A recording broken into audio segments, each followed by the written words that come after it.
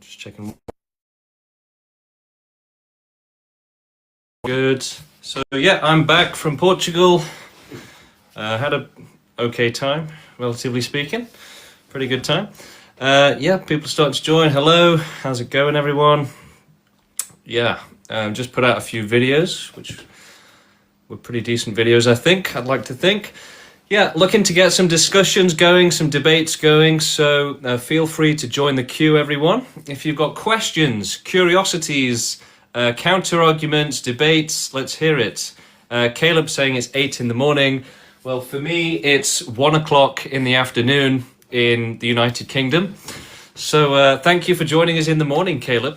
Good for you. You know, thinking about suffering in the morning, that's the way to go. Great. Yeah, let's start getting some people in the queue, getting some conversations going. I've just been making a video about how if you could empathize with the sufferers in this world and the extreme suffering, the horrifying suffering that they're experiencing, then you would probably think, what the absolute... oh my God, it's so outrageously, shockingly bad. We have to end this. We have to do something, right? But, you know, people don't think about others. They don't think about those that are suffering the worst in this world. Unfortunately, they just ignore them. But I really do think that if you could truly empathize fully with those that are suffering the worst things, the most intense and extreme suffering in the world right now, you'd be horrified. And you should be horrified. And hopefully you would think, oh my God, we have to help, right? Like, whoa, this is way too extreme to allow. Oh my God, we have to do something. We have to help, right? How can we just leave them to such an insanely horrible fate? We can't. So yeah, wake up, stop being selfish, start being a good person, start being against suffering. You have people that have complete ignorance of suffering, they just don't care about it. That's as bad as you can get. And then, you know, the better of a person you are, the more you care about suffering, the more against suffering you are, the more you understand that it's unacceptable. It's too terrible to allow. It's too horrific. Okay, we've still got no people in the queue, so we're going to go to the comments. Hi, James. This is Pearl. Say hi, please. Hi, Pearl. How you doing? Good to have you here with us.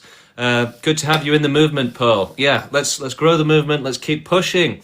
We have to keep pushing and growing the movement to cause total extinction and make it happen. So push, fight for it, work for it, pump out videos, you know, support other people in the movement. Let's all keep growing it together. But we're in the hardest stage right now. We're in stage 1 where we have the least support and the most opposition against us. So this is the hardest part. And this will be the biggest test of your faith in extinctionism. So yeah, you know, as it gets easier, as the movement grows, you know, it'll become easier. But right now, we're the craziest people in the world, basically. And you know, there's so few of us that it's hard to believe even in yourself sometimes. Okay, so this is the hardest moment to believe in the movement, but it will get easier, right? More people are going to be saying the right thing. Look, a lot of the way we understand the world and, you know, the way our brains think is based on what other people think, right? What's societally acceptable and normal, what's going to be embarrassing, you know, what does everyone else think about this, right? So, you know, forget the majority are sheep, everyone is wrong, okay? You're right if you're against suffering, everyone else is wrong, completely wrong. So yeah, you know, it's hard to stand up against the entire world and say every single one of you is dead wrong, but we have to do it, okay? So yeah, you know, I've just been watching the TV show From. It's an amazing show.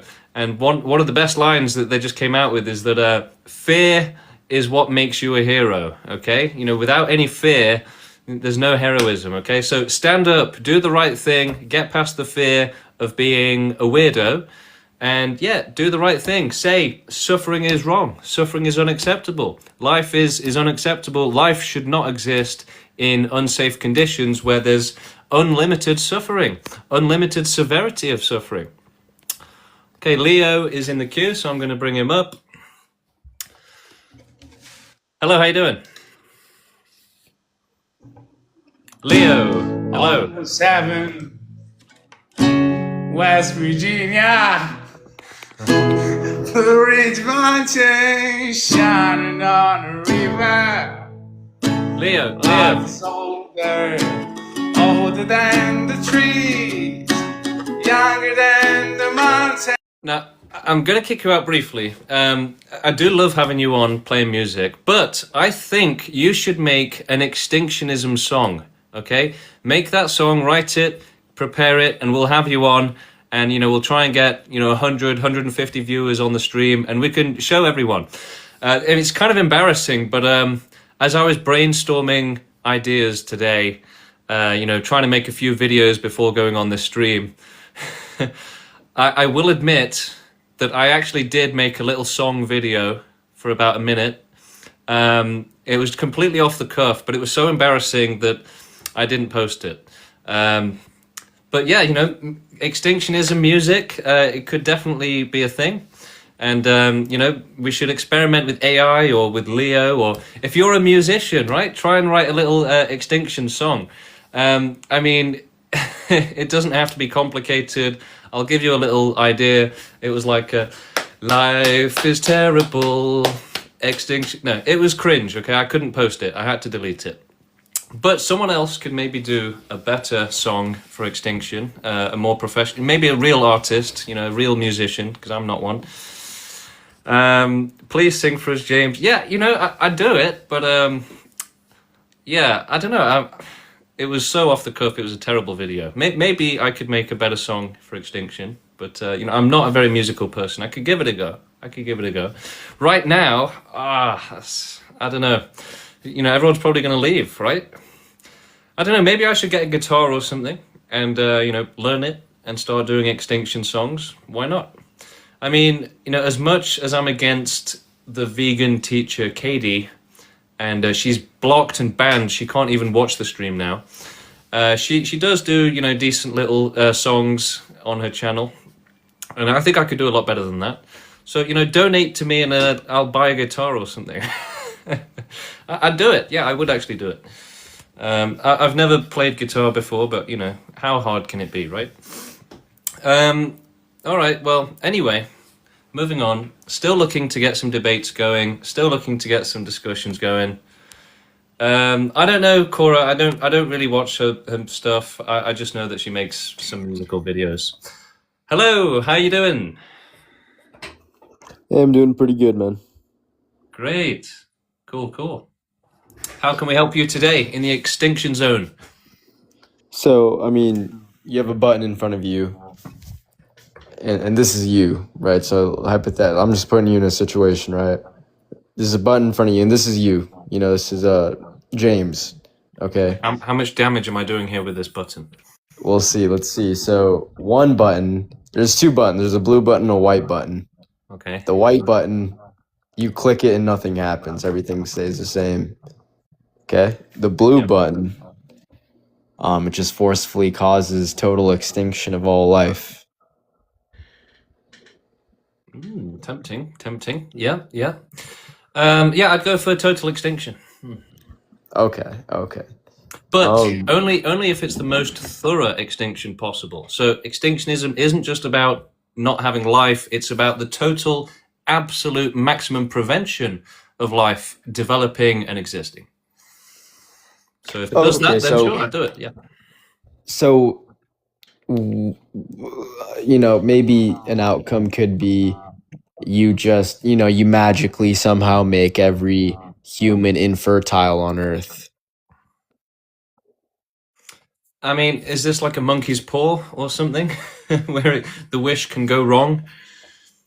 No, it's just, it's not like a tricky genie, you know what I mean? It's okay. Well, I'll let me pose a hypothetical to you. Would you rather be selfish or selfless?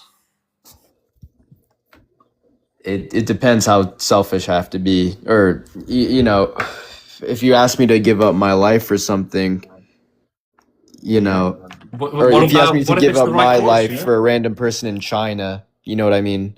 Why not? Trade one life for one. I mean, I don't know if I would. Why not? Honestly. Why not? because I What has mean, that person in China ever done to you? no, because people die every second, right? So there's probably, I mean, that's probably an over exaggeration. Like, at least one person dies every minute.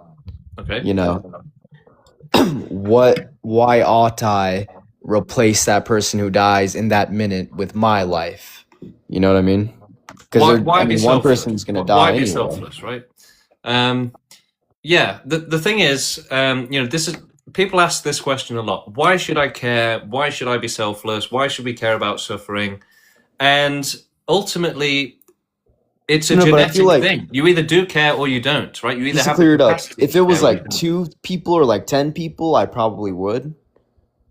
But just like one life is just trading my life for another person's. I mean, Well, look, if there's no point to the trade, then sure, why not? But if you could, let's say you could give up your life to make sure that someone doesn't get tortured horrifically, right, for their entire life or something. You stop existing, but actually, they yeah, get I'd probably saved from do torture. that. Yeah, that would be the right thing to do. That's what we're trying to do at the pro-extinction movement. We're being selfless, giving up our time, and trying to help others, basically. Yeah, and I think you don't think any of the goods, so like, the goods like love, bravery, compassion, also just like human experience itself. You don't think these are valuable enough, or are these are significant goods. I feel like you have to take account They're unnecessary. for. It's take it or leave it, right?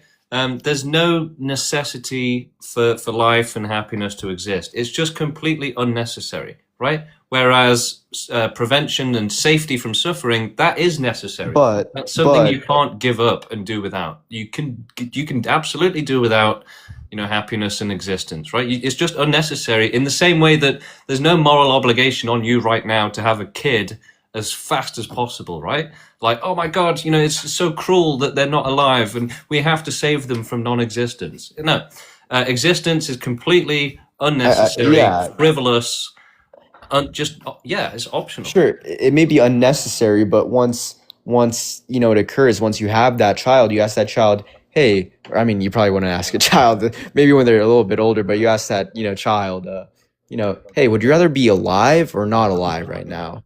And I would guess that most children, most people in general, are going to say yes. I'd rather And be what about the alive. I'd ones that rather say no? exist than not So, exist. so what about the ones that say no? Then why don't you commit suicide? Well, that's only a tiny, tiny minority can actually have access to doing that, right? The vast majority can't do that. We're not debating the access to, I mean, Well, to. no, I'm saying, look, people say this all the time. They say, oh, anyone that's suffering, they can just unalive themselves, right? No, Well, no, no. not suffering, just anyone who doesn't want to exist anymore. Okay, well, either way, it's still incorrect, okay? A baby can't do that. A child can't do that. Animals can't do that. Disabled people can't do that. People with Humans are born survival with a instinct, bias. people with mental illness can't do that or struggle to do it, right? The idea that everyone can just go and do it, it's like you're living in a dream world, okay? Out of Obviously, all the children people aren't going to do it. out of all of the life forms that would benefit from non-existence, the amount that can actually take themselves out of it is probably like less than 1%. So to say everyone can do that is just insane. I Animals mean, can't do it. Children can't we're do it. talking about a Babies can't do minority, it. though. Disabled people can't do it. Right? So Also, I who feel the like hell? animals. I agree with you on the animals part. Um, if there was a way to eliminate, because unless we can find a way to make them not feel pain, every single animal, but that's probably not feasible. So I probably agree with you on the animal front. But But what about a baby? How can a baby unalive itself? no, it can't. But humans are born with a bias to want to live. Right, Would you but agree? that doesn't matter when a baby being tortured to death doesn't matter if it would have wanted to live had it not been tortured, right? I mean, I don't think babies can even form that kind of neural connection. I don't So, want to so live what? right now. Abusing a baby is fine, in your opinion?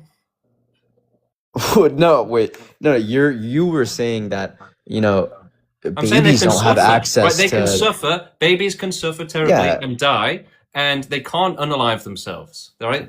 And also forcing life I'm to saying that suffer doesn't so mean badly, anything because forcing life to a suffer baby so can't do badly anything. that it has to unalive itself is cruel and evil. Let's skip a baby, right? Let's go when you can physically, do the action of Well, no, trying to no, unalive no. yourself. You're saying let's just ignore all of the actual sufferers and let's just ignore, not talk about them and just talk about the privileged ones. No, we're here for the sufferers, right? We're not here to say, well, what about billionaires? They're having fun. Forget them. Okay. Look, you have like a spectrum of the sufferers and the more extreme suffering. You're saying, well, let's just forget the more extreme suffering. Why? Because it would make it easier for you to say, let them suffer. Well, it's obviously forget. It's not just forget. It's not the argument. It's not forget all. It's not forget all You of the said let's suffering. just skip them. Let's just move on to something easier to talk Yeah, about. but the other side is eliminate all life, right? So what I'm saying is, you don't think I think human experience is a gift. And I think it's super rare to be born as a human. Think of like, what's the odds of your sperm fertilized that egg? You know what I Too mean? damn high. Too damn high.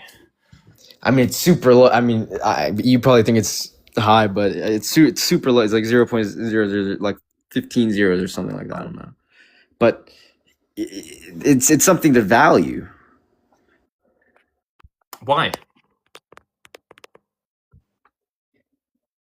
I mean, if you don't value it, This doesn't seem like you've thought about this very hard. no, I mean, if you don't value, I was gonna go back. If you don't value it, if you don't like your time here on Earth, So you would tell that to a baby being abused? If you're not enjoying it, a why baby don't you can't just form rope that yourself? thought, though. That's what I'm saying. A baby can't even form that thought. Its brain, it's But not they can developed suffer, enough. right? But they can suffer. Exactly. They can't form that thought, which is why it's unacceptable. And also, again, you're saying that, they should suffer so badly that they have to unalive themselves and do self-harm. Why should anyone have to do that? You're sitting in a position of privilege and saying, yeah, babies should be abused and have to kill themselves. It's super Well, late thank for you me for right coming now. on. You've been cooked and served, and we're going to move on to someone else. We've got Shoshana Sky next. Hello, how you doing? Loading them in. Oh, no, they didn't come on. But we do have some more people in the queue. Let's try Cacti City.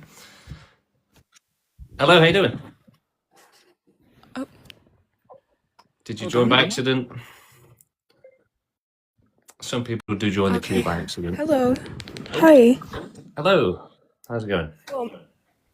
I was thinking, okay, also I'm 20.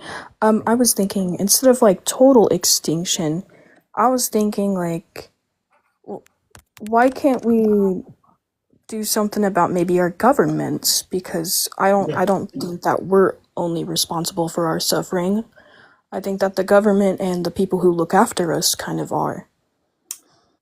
Well, yeah. I mean, our movement is about governance. So we do need to run the world. So that's what our movement is for. Yeah, the government is terrible. It's run by criminals, billionaires, oligarchs. So yeah, our plan is to take over the world, to run it ethically, and yeah, to make a better world, a perfect world, and eventually a world with no suffering.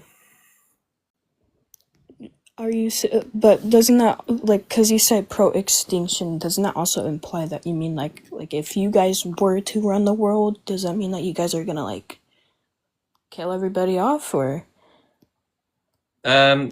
Enforce the certainty of safety which only non-existence can provide. Yeah, so we would provide that for everyone as fast as possible.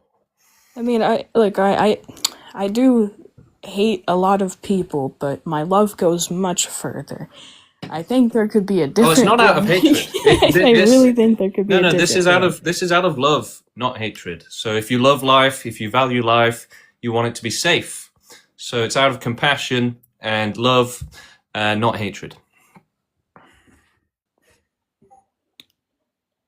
What about the people who want to live, though? I mean, do you guys get to dictate who gets to live if that were going to be a thing? Yes.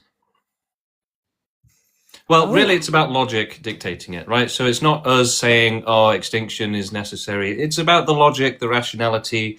We're just sort of on board with it, on the same page with it. And, some people will be, some people won't. But the rational position is to favor non-existence over danger, right? Because currently we're in unlimited danger. And so, the alternative of non-existence, that certainty of safety. So that is infinitely preferable for everyone. Does that mean,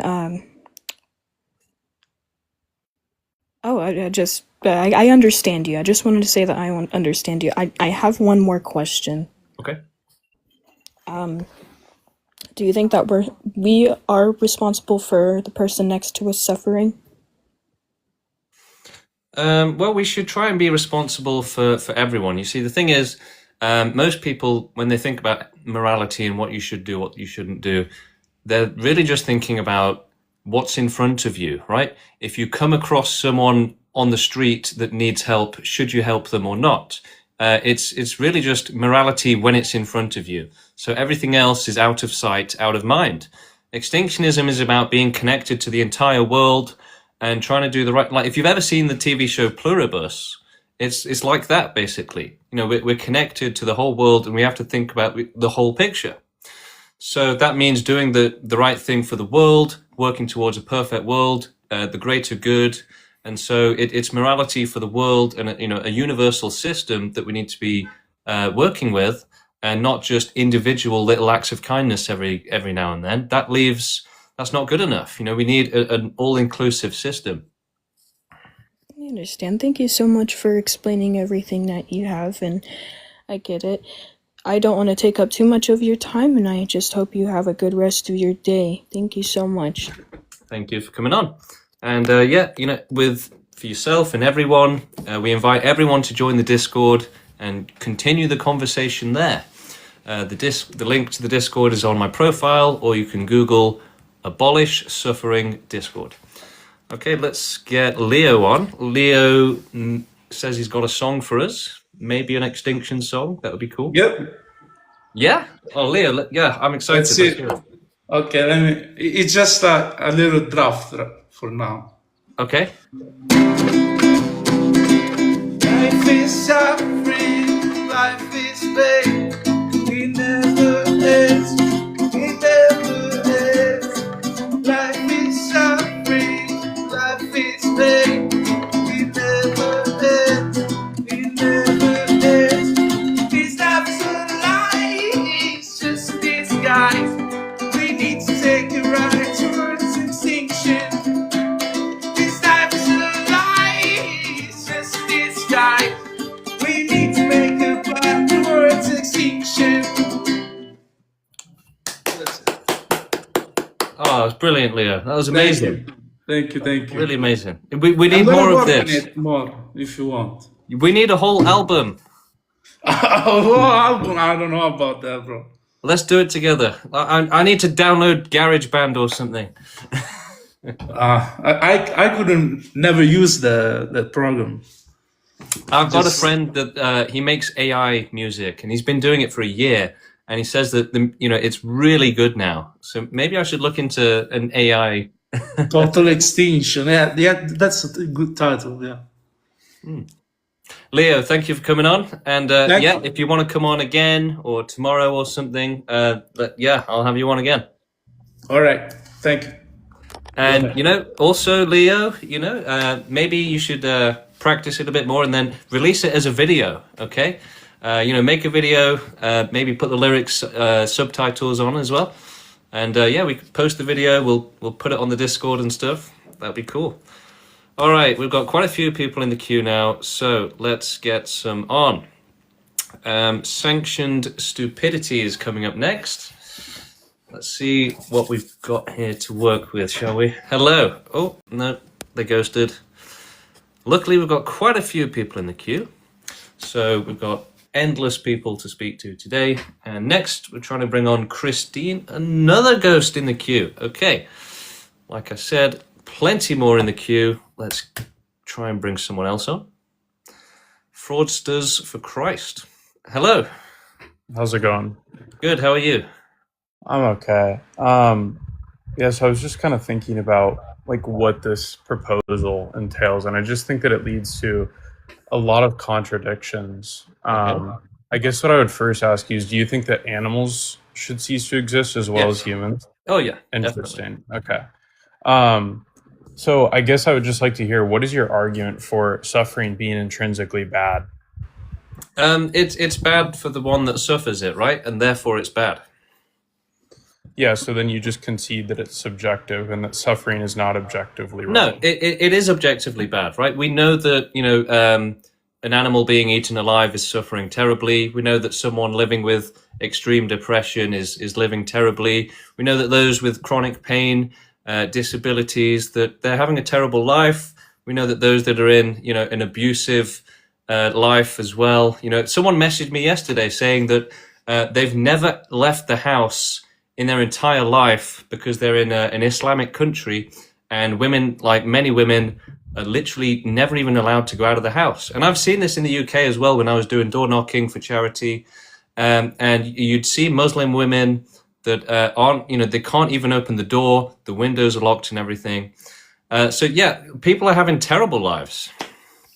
I mean, I don't think that's an argument for suffering being objectively bad, because I'm someone who doesn't think that suffering is bad. I think that suffering is a necessary part of the human condition that leads to Okay, but look, it's obvious, right? Somebody that's living a life of pure hell where they would be better off not being born, that's obviously bad for them, right? There's no argument. Why is it obviously bad? I think that's a presupposition.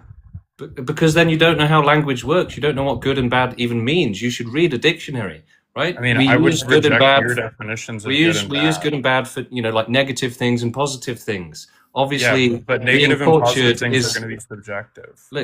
No, it's objectively true that someone being tortured that doesn't want to be tortured and suffering terribly, that's bad. Yeah, no one disagrees with that, because that's the most extreme example of suffering. No, that's not the most extreme. There's loads of extreme examples. Right. Okay, so then let me ask you this. So if you believe in this extinction movement, right, what is your justification for living your life now? Because I'm not saying that you should unalive yourself, because I think that your life has value. Everyone in this life, their life has value. Would you agree or disagree? Yeah, it's so that we can help others, right? Me doing that doesn't help anyone else. So you don't understand the idea of helping others. So me being selfless is like confusing to you. It's a new idea, basically. You're like, well, I don't get it. Is he not selfish? I don't understand. No, I'm not selfish. I want to help others. That's why I'm giving my time and my life to do it. Okay, so you agree that all humans have an inherent telos then, or an inherent purpose? No. You reject purpose? Yeah, I reject religion. I reject purpose and the divine. So then what's the point in living? To help others. Okay, so that's a purpose. So you agree, you conceded that there is purpose, but there's a telos. Not really, no. But if you want to find a reason, then that's a pretty good one. So you're relying on like religious books to tell you what to think. You're relying on someone to say this is the meaning of life. No, you got to think for yourself. Yeah, I do think for myself. I'm a philosophy major. I'm not relying on religious. That's the opposite of thinking for yourself, right? Philosophy is literally for people that can't think for themselves. It's like, well, I can't think, so I'm going to read a book of someone who did try to think. But then philosophy is essentially for crazy people that can't think properly. And if you watch my streams, you'll see it every single time you get these philosophy people on, like the last guy. They can't think normally, right? So philosophy is for crazy people. That's why most people don't read philosophy. It's because it's gobbledygook, okay? It really is. It's like gibberish. I've done philosophy, okay? I did it at school. I've studied it. It's gobbledygook. It's nonsense. It's gibberish. But then, most of humanity is gibberish and nonsense, right? Humans are unintelligent animals and they're irrational. So, yeah, philosophy is just like irrationality magnified almost. It's like a harrowing look into the dark psyche of humanity. Yeah, reading philosophy books is kind of like gross, to be honest. And yeah, think for yourself instead of reading philosophy books. Use your own brain. You're Hello, a how you fucking doing? jobless bum who don't believe in anything you actually say, and you get people on just to try and make yourself feel better, and then rage quit because you don't actually believe in anything you say. You're fucking jobless. Already seen all your social media accounts. You don't actually believe in anything you say. I don't know why you do this. It doesn't achieve anything.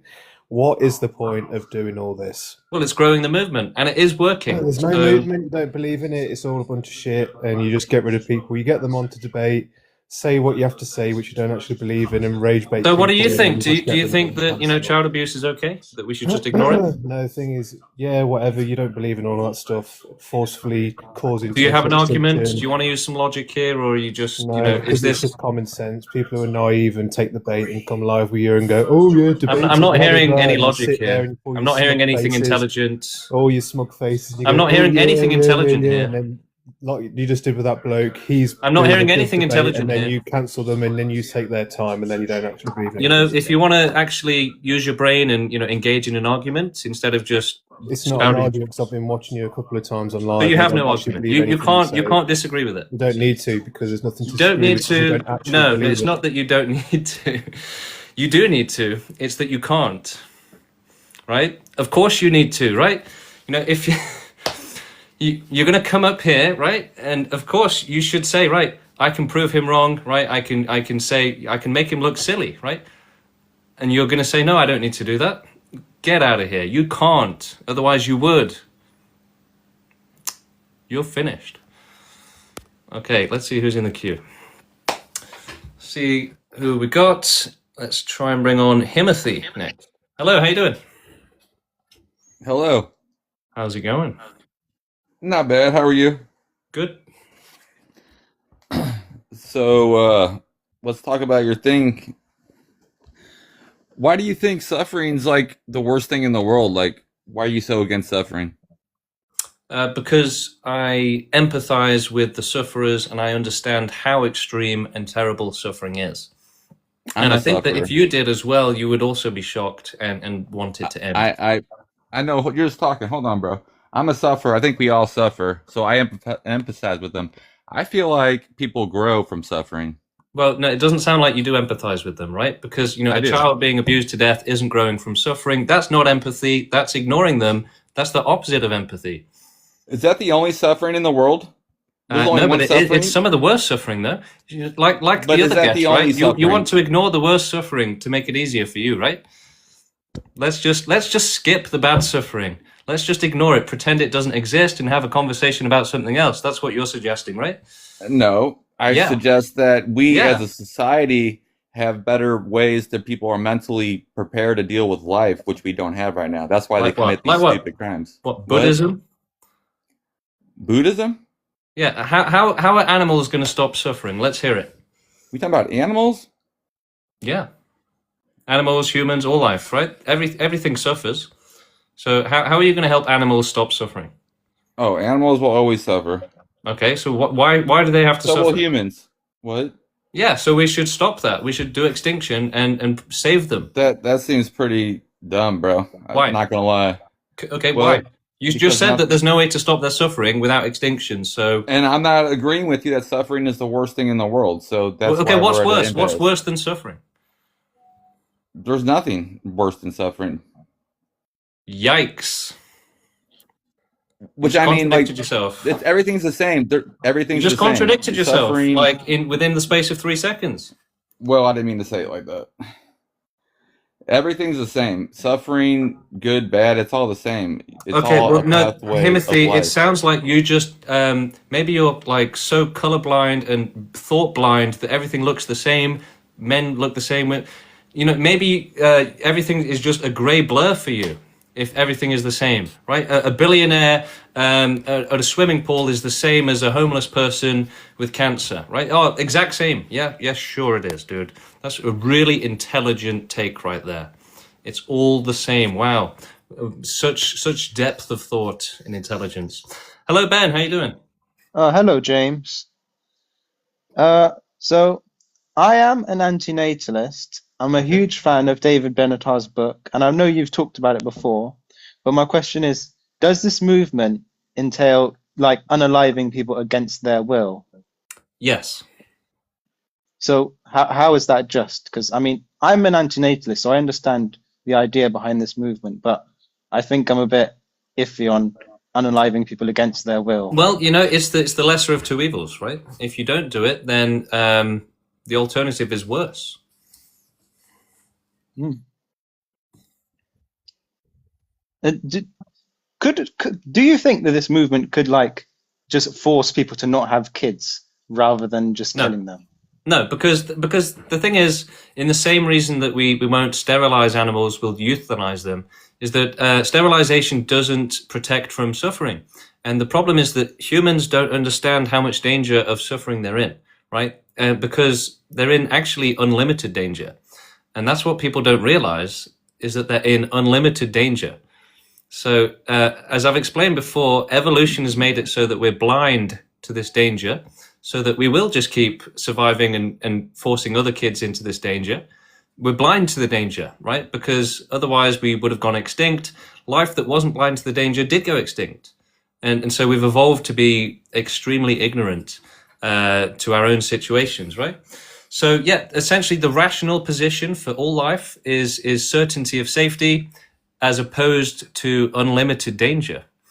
So yeah, people can't make that decision for themselves, unfortunately, because they've been made irrational by evolution.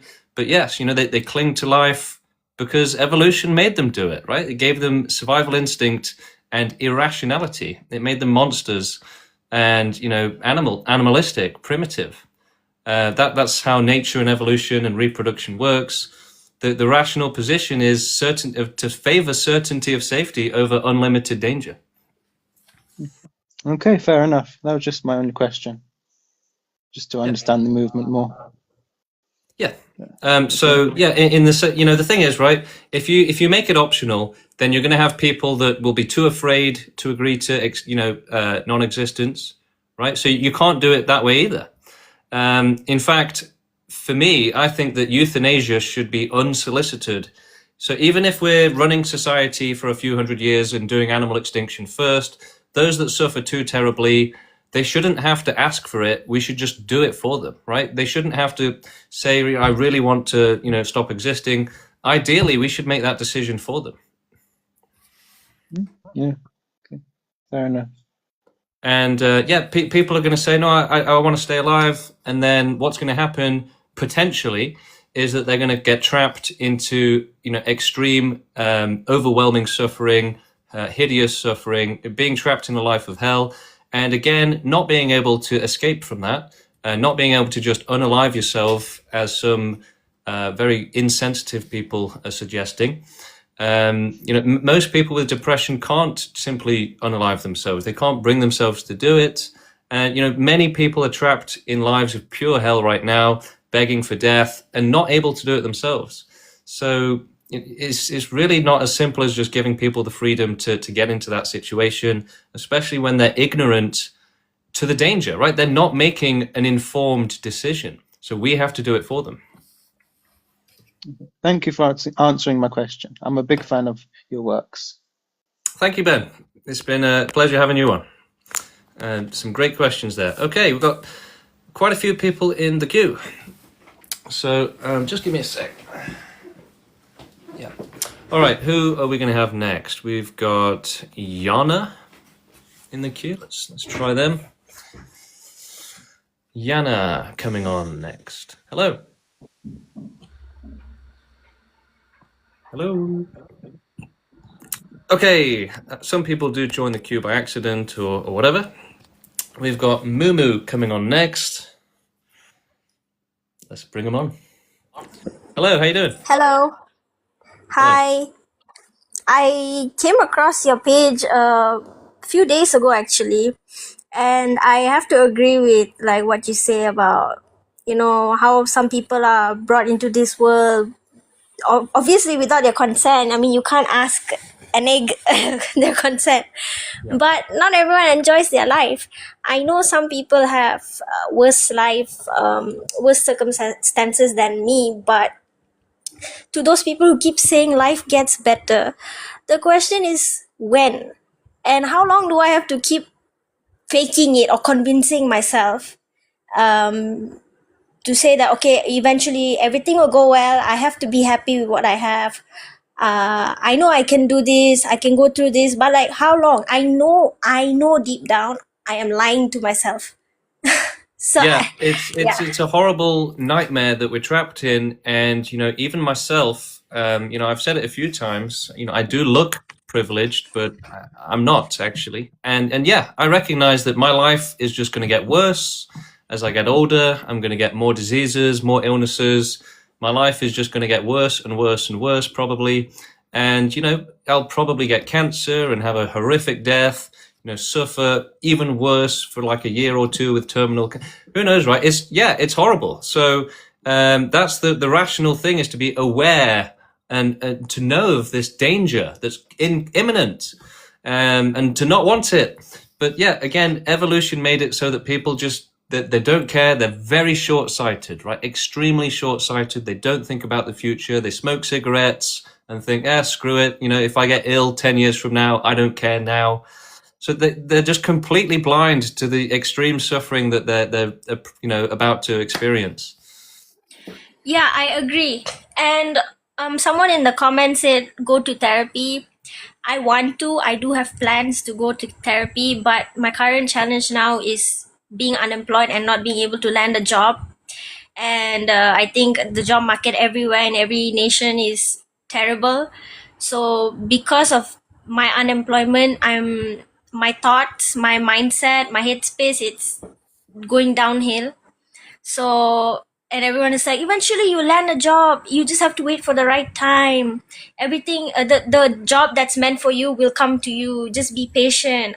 Yeah. Okay, look, the problem here is I'm okay with being unemployed. I don't have much necessities, but it's the people around me. They're like, what's your plan? What's the blockage? What's happening? Why don't you give your resume to the company directly? I can't do that. That would make me seem very unprofessional. Yeah. And about what you said about illnesses, people think young people shouldn't say about, oh, I want to die, oh, I'm going to die soon. Why not? You don't have to wait for old age to kill you. Anything can kill you anytime, anyone. There were news where a family was driving to pass a toll and a truck was speeding and it crashed into the car and the entire family died. Yeah, you can't say wait for old age. Yeah, it's complete ignorance. Complete, horses, for example, they wear blinders when they walk, okay? And it's like people have that as well for suffering. So, it's like wearing blinders for suffering. You have a kid, it gets cancer and dies. This happened recently to someone I know, and I don't want to trivialize it or anything, but everyone's mourning and saying it's so sad that you lost your child, and it's like it's sad that they were forced to exist and suffer and experience death as well, right? Like, who wants to die? Who wants to suffer and terribly just have that as your entire life? So they don't care about that. They're not giving that consideration. Like, oh God, we shouldn't have done that. They're saying, oh, it's a shame for the parents. Yeah, exactly. But I'm just going to do my best. I don't know how long I will convince myself. It's an interesting point you raised because, a lot of people in the movement are facing similar problems where they're so into the activism that they're not working. Like, I'm included in this. But one solution that we're working on is we might create like a sustainable compound where people can live for free and do activism with internet access. And most likely it's going to be in India. So India is where we have most of our activists in the movement. And eventually we're going to create like a sustainable compound, like a farm or something. Everyone will be able to live there for free, to work on the movement together. And maybe we'll start doing some business as well so that we can support ourselves together. So I get it. Right now you're alone. It's like, how do I survive? we need to come together. We need to work together. So I suggest you join the pro-extinction movement, join our community, and we support each other. That's what we're all doing. We're all, very close because we're all united and we're in this together. All right. I will check out your page and what you have. Thank you so much for this conversation. It was very interesting. Nice to meet you, and I just gave you a follow. Yeah, thank you for coming on, Mimu. Thank you. Okay. Let's see who we've got next. Hello there. Hello, how you doing? I'm doing well. Life. So I came across your page. It was very interesting. I also read through your website. I have a couple of questions, and obviously no judgment, just asking you. So the first thing is about the decision to act upon existentialism, because obviously most people they have like this blind spot for suffering, and they kind of have to live in this denial so that they can enjoy life, right? Yeah. However, it feels like most people are okay with that. And my question is, why do you think it is right to act on Extinctionism. in extinctionism, sorry, not my first language, obviously, but nervous as well. When the majority of humanity seems to be all right to just kind of live blindly through that, what makes it's primitive, it's animalistic, right? So you have to see humans as monkeys, basically, that can't actually make responsible decisions for themselves. And it's sad to sort of accept that and admit it, but that is what evolution has done to people. It's made them blind to suffering. It's made them incapable of making responsible decisions for themselves and for others. So yeah, they want to live because they've been programmed to do that by nature. They want to expose themselves. They want to expose themselves to unlimited danger for very little benefit, basically, which is irrational. But my question is like, what makes you and people who decide to join the movement authority on life? Because obviously you have reached to the conclusion that extinction is best for all, and as an antinatalist, like obviously you have a lot of antinatalists and who have we're against antinatalism. No, like I know who have decided to join the movement, like starting off as antinatalist. I was an antinatalist before as well, to be fair. Yeah. So, why do you think that you should be that authority? Because this is obviously, morality is very subjective, and some people would think that it's okay to continue existence based on their own morality, even though it's contradictory. However, and they think that's worth it, and obviously you don't. So why do you think you should be that authority? Why do you think this movement should be that authority? Because no one else is like I said, is making responsible decisions. So, we can understand how terrible and unacceptable suffering is, whereas other people can't. So they can't make responsible decisions, whereas we can. So, yeah, we should make those decisions because we can. Right. The other thing is, you mention AI a lot, but AI notoriously makes so many mistakes, and the way that it exists right now is mostly like, a large base language model, and it basically kind of spits out what other people have already said, and that is prone to like having so many mistakes. So my concern is, if something is to be attempted at some point, the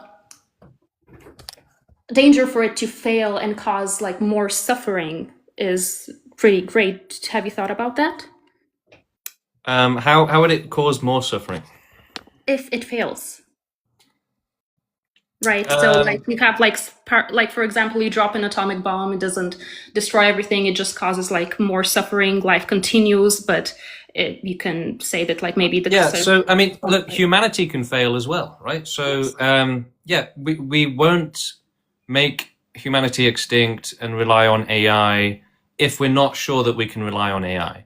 But equally, it might be the right decision. It might be, so we have to look at that when it comes. But I think that 100 years from now, 1,000 years from now, AI will be way beyond what it is right now. It's only existed for a couple of years. It's in its infancy right now. 1,000 years from now, it's probably going to be, it will be way smarter than us, I think.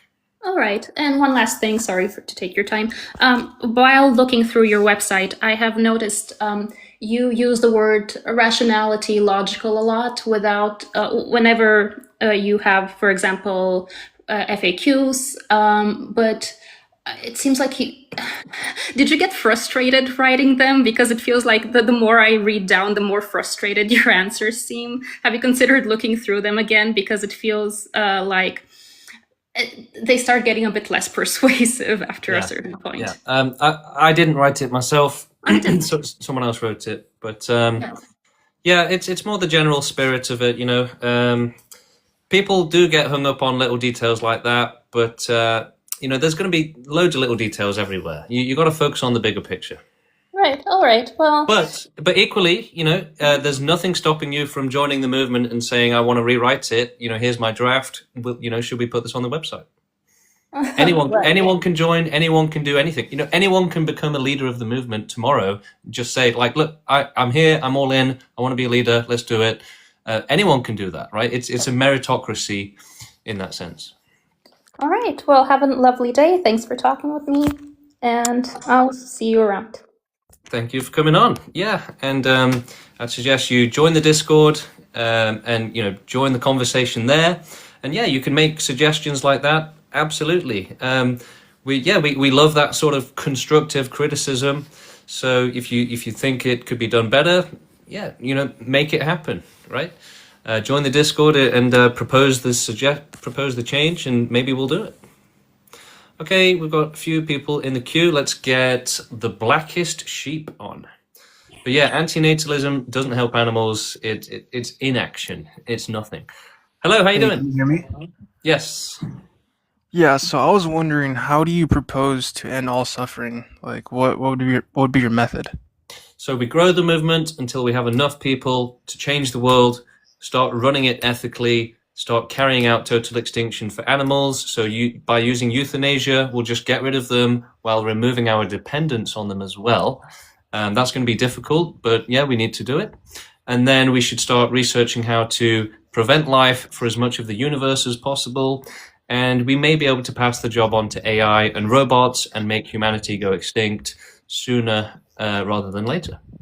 How do you think it's possible to get people who want to run the world ethically when society favors people that compromise their morals completely? Yeah, great question. That's the biggest problem that we're working on is essentially human resistance. So join us and work on the problem with us. We've got quite a few different avenues that we're exploring, such as getting more genetics out for better genetics, more empathy into the population. So, for example, some people in the movement are donating sperm regularly, and they may end having like thousands of kids as a result who are going to have better genetics, more empathy, more chances of becoming extinctionists. Another potential avenue is to use AI to take over the world, basically. It sounds crazy, but think about it this way. If we have 1 million people in the movement, let's say we've got millions of dollars at our disposal, we're going to be able to work on big projects like that. And yeah, we're not going to be, pussyfooting around, asking people to do the right thing. We're going to be coming to make it happen. We're going to be using force in defense, right? So yeah, we should absolutely be prepared to do anything. Right, but like the billionaires that already have monopolized AI infrastructure, they're not just gonna like give up that power. And even if we all group together and contribute millions to our our own AI system, like we'll be no match to the billionaires. Well, you don't know that. I think it's pretty likely. Well, that's just pessimistic. Well, how about like taking a more drastic approach to changing the world? Like, what are your views on violence? We're against it. Against it. Yeah. Violence is going to attract unintelligent people, right? Violence is for the weak of mind, basically. What if like someone really deserves it? No one deserves it. I kind of disagree. Like imagine there's someone that is reproducing and they're just in the depths of poverty and they're making all of their children suffer and they're abusing all their children. Do you think that person is entitled to continue reproducing? No, but I don't think just torturing them for the sake of it achieves anything, right? No one deserves to suffer for no reason. Well, not torturing them. Like you can ethically kill them. Like people are ethically committing suicide. Like it's kind of the same thing. Like just from an objective standpoint. Like yeah, but look, that's not going to help us grow the movement. That's not going to help us achieve total extinction. All right. Well, I think that's all I had to say. But yeah, it was nice interacting with you. Yeah, thank you for coming on. Look, it's more of an intellectual pursuit, okay? Extinctionism is about thinking, it's about exploring what we should do for the world, not just committing random acts of violence, okay? We need to run the world in a smart way, an intelligent way, an organized way, and, violence doesn't really enter into that. Yeah, you might have to, do self-defense or defend life from being born. But, just committing random acts of violence and doing terrorism, basically, that's going to attract the worst people possible. We don't want that. That's going to attract unintelligent people who can't use words and have to use violence instead. Hello, how you doing? How are you? Good, thank you. Did you ever think of the viewpoint that if you end all suffering, that just makes someone else suffer? Like, what if you just get, really rock solid by the idea of people suffering? Well, how does it make someone suffer if you end all suffering? That's a bit of a contradiction. No, because 90 way through, right? 90% of total extinction happens, for example, right? I'm sitting there seeing there's so little suffering going on. I'm just soft. I'm fucking just pissed off, looking at happy people. Yeah, I mean, maybe people enjoy the suffering of others. Then you fuck up their life. Yeah, but the thing is, you're not considering the fact that essentially you're in unlimited danger. So you're saying, oh, well, I only stubbed my toe. But you're ignoring the fact that you could end up with chronic pain tomorrow. No, I am the danger. Everyone else is in unlimited danger. I'm the problematic catalyst in this system, all right? No, you're wrong. You are in danger. We're all in danger. My kind of thinking is sort of advanced on this a little bit. I've started now saying certainty of safety, right? That's what non-existence provides. Whereas within existence, when you are alive, you've got the opposite of that, right? So you've actually got unlimited danger, right? So would you rather have certainty of safety or unlimited danger? So it is unlimited danger. You are in it. We're all in it, okay? So most people think, I'm fine, right? Nothing's going to happen, like he said, right? Oh, nothing's going to happen. But you could literally get hit by a car tomorrow, end up disabled with chronic pain, a quadriplegic with brain damage. Do you want to be stuck like that for 50 years? In a hospital, suffering terribly and not even able to speak or something? No. So the dangers like that and things even worse than that, way worse than that, absolutely exist, and people just don't consider them. All right, let's see. I cut people off all the time for the sake of pace on the show. If people are going on for too long, I try to cut it down. Hello, how you doing?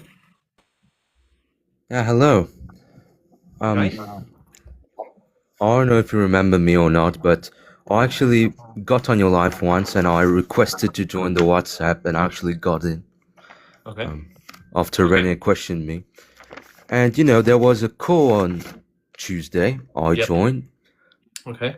And then someone by Steve Max questioned me where I was from, if I read the manifesto. Okay, yeah. Whatever. And I noticed that I got removed afterwards. I don't know why. Is it that I said something wrong or? I don't know. I'd suggest you submit an appeal, basically. Right. If you tell me, your name or something, then I can look into it. Well, why don't you tell us how the conversation went? Why do you think you were removed? Okay, I think the reason why I was removed is because Steve was saying that he does not want extinctionism to associate with any kind of philosophy or whatever. Okay. And I was talking about Stoicism's acceptance of death. And I think that's what irritated him a little bit to remove me, I think. So can you say that again? Just explain it once more.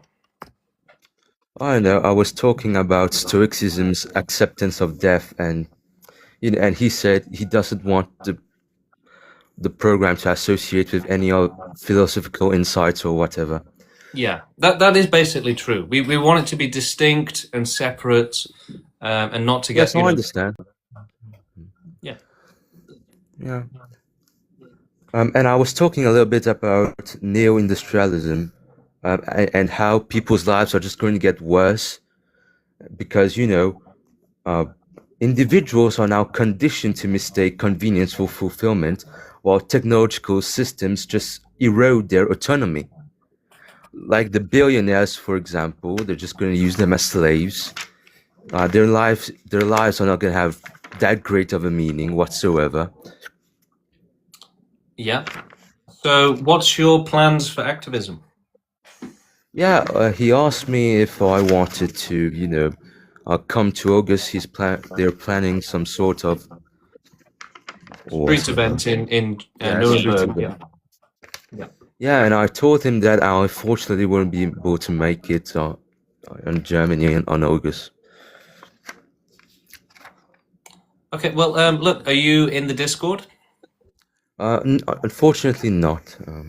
I don't have Discord. Yeah, join the Discord. That you can chill out there. There's loads of activism going on in the Discord as well. Right. And then if you join the Discord, you can say, look, I want to join the WhatsApp again, and we can have that conversation. Yeah, and you also mentioned that you're an antinatalist, right? No, I was. No, that you're not. Sorry, let me rephrase. That you're not an antinatalist. Yeah. Yeah. Yeah, I was thinking, I don't want to get too personal, but in one of your other lives, I heard children in the background. Do you have children? No. All right. Yeah, so one of your plans, you said, people are donating sperm, to give birth to people and inadequately socialize them to be part of the program. It's not just about the socialization. Donating sperm, usually you're not going to get to socialize them, right? It's going to be some random parents, but they'll genetically have a higher chance of becoming an extinctionist. Right. Ideally, we socialize them as well, but again, you can only do that with a few children, maybe one, maybe two, right? If you're donating sperm, you have thousands of children, then that's way better. All right. But can you tell me a little bit how your scheme to... Rene didn't mention much in the call about how you're going to cause the extinction of all life, because we atheists believe in abiogenesis. I don't know if you believe in it or not. Abiogenesis, yeah. What, life developing? Yeah. Yeah. How are we going to stop life from... Let's say we cause extinction of all life. How we could prevent life from coming back again, because, we can't eradicate all simple molecules like amino acids. Well, look, it may be as simple as creating a permanent eclipse for the planet. Okay, the life needs heat and energy, right? A cold, barren rock is not going to have any life, most likely. Right. So look, there's going to be loads of ways to do it. That's just one simple example. And 10 million years from now, who knows? Maybe we can extinguish stars and stuff. So, or just destroy. Put the planet into the star and then kill the star. Who knows, right? So even if it takes 1 billion years, right? The science is going to be insane at that point. So you have to think in the long term, the long run.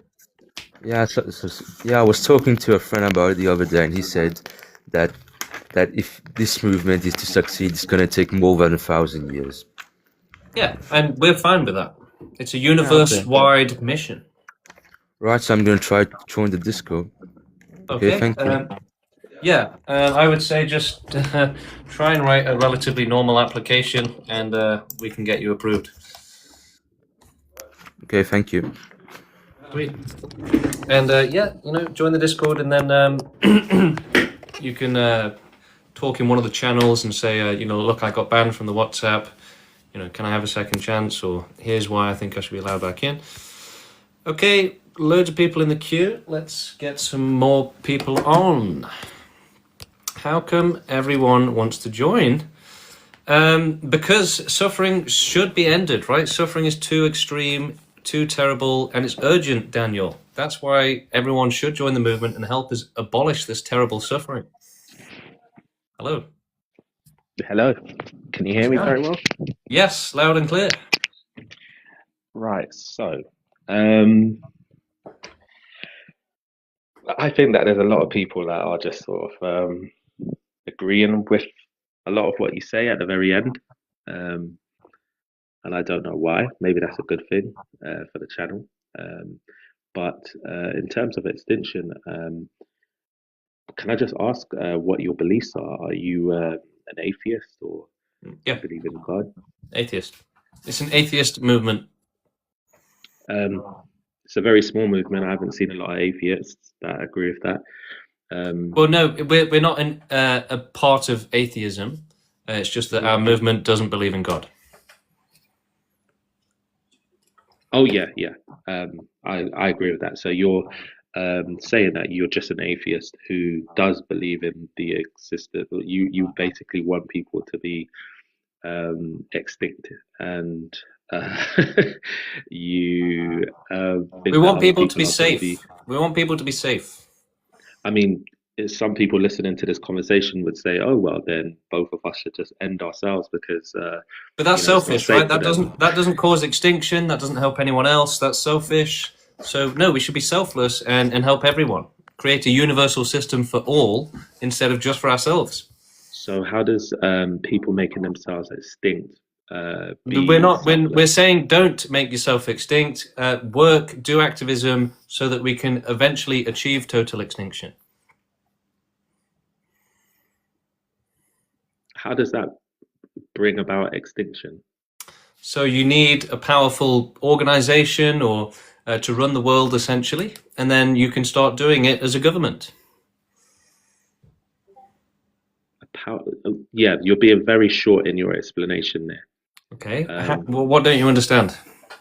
So you're saying that you need a powerful organization to allow people to join the movement, which is to do activism. Is that what you're saying? Yeah, we have to grow the movement until we have enough people to change the world, take over the world, and start carrying out animal extinction, prevention of life for the universe, and then finally human extinction. And what would be the benefit of those people joining it? Like who is the that benefit would be that that they get to help the sufferers. But then how would you be able to determine whether or not it is selfless, if it is being done with morals?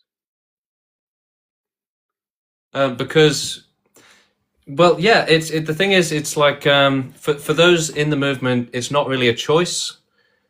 Free will doesn't exist, right? You're either selfless or you're not. You either want to help or you don't. Yeah, so I could understand what you're saying. You're saying that, hey, because you have no free will, just join this movement to make everybody else. No, that's not what we're saying. No, that's a ridiculous thing to say, Daniel. But then, James, what are you? I don't see how people would join that movement just on the basis. Yeah, because you don't understand empathy, right? So you won't understand it. You can't get it. You can't see it. You can't get it. That's the point that I've been trying to tell people. You are genetically incapable of understanding it. Most people are, but we're not. What? So when you say we and they, that means that you are creating just an enemy essentially, and you're saying that no, we're not creating an enemy. We pro-lifers are our enemy, right? Not because we want it to be like that, but because that's just the way they are. In the same way that like a lion is the enemy of a zebra, pro-lifers are the enemy of And selfish people are the enemy of the selfless, right? Lions, Bad people are the enemy animals. of good people. If we use animals as an example for ourselves, then we're deducing ourselves from logic, language, music, Yeah, but we're saying that creative things. humanity 1.0 doesn't have access to logic, proper logic, but humanity 2.0 does. I mean, maybe it's good for a talking point on TikTok, but I'm just trying to tell the truth. If you don't want to hear it, that's your problem. No, I'm happy to listen to the truth if it lands, but what you're saying doesn't land. That's the problem. Why? Because you're stating that in one moment um, that you're not saying that there's a us and a them, even though I don't take I am saying offense that. to what you're saying. Yeah, exactly, that's what I'm trying to say. You are literally saying that there's an us and a them, What's but I'm wrong with trying to that? say that. So if there's an us and a them, so somebody is genetically incapable of having empathy, but you can't prove it through evidence or We anything can. like that. Of course we can. How do you prove that? I can Where's the prove it. peer review study that No, but there's points other you ways to of that? proving it. So okay, so there's no proof then. There is. Like if you can't prove it I can. scientifically, I so can. if someone said to me, But "Do you believe thinking in?" that a peer-reviewed paper is the only way to prove something is also part of your irrationality. There are other ways of doing things, and relying on papers like that is a weakness. I said, so I'm saying to you, can you? Not Yes, the fact that you must give me a Daniel, I peer-reviewed can prove paper. it. Yes. But okay, so before, if you just allow me to finish this, I'm just simply trying to say that if you can't point to any peer-reviewed paper, then you can't. You are basically, in some way, saying as an atheist that you demand somebody to give some sort of like reasoning for God, believing in God or something like that, and they can't, and so therefore it makes absolutely no sense. But then at the same But time, Daniel, it's not going to make uh, sense to you because you're not capable of understanding it, right? That's why you think that a peer-reviewed paper is necessary. It's why you can't understand that there are other ways of proving it, but it's not necessary anyway, right? maybe you Me just proving lack it, the which I can do, inability for isn't going to any achieve empathy. anything. Maybe you lack the inability for Daniel, why don't you any explain to empathy. us what it would achieve if I were to prove it to you? What it Because would I can, achieve. right? I can do it. You're I asking me probably would to. join. I I'm would saying, probably why should join I? the movement. I would probably join the movement No, if you could no way. prove it to me. No, we wouldn't want you to join the movement. We wouldn't want someone who doesn't care about the sufferers to join the movement. Okay, thank you, Daniel, for coming on. Why I would think we've had enough of that. And Cora, I guess I have to have sympathy for you because you also have the same problem. You can't understand that it is a genetic thing, and in fact, people are prevented from understanding it. So I'll forgive you, Cora. And Daniel. Hello, Breezy. How you doing? Doing well. How are you today? Good, thank you. I'm open to learning more about your position. I just had a couple, I guess, clarifying questions to better understand your worldview, if that makes sense. Okay. Would you say that hunters who hunted endangered species and caused them to go extinct were contributing early to your movement or opposing your movement? Neither. Explain. Because the extinction of one animal is irrelevant, really, right? It's total extinction or nothing. You get rid of one species, it just gets replaced by another. Throughout the history of Earth, there's been like trillions of extinctions of species. Sure.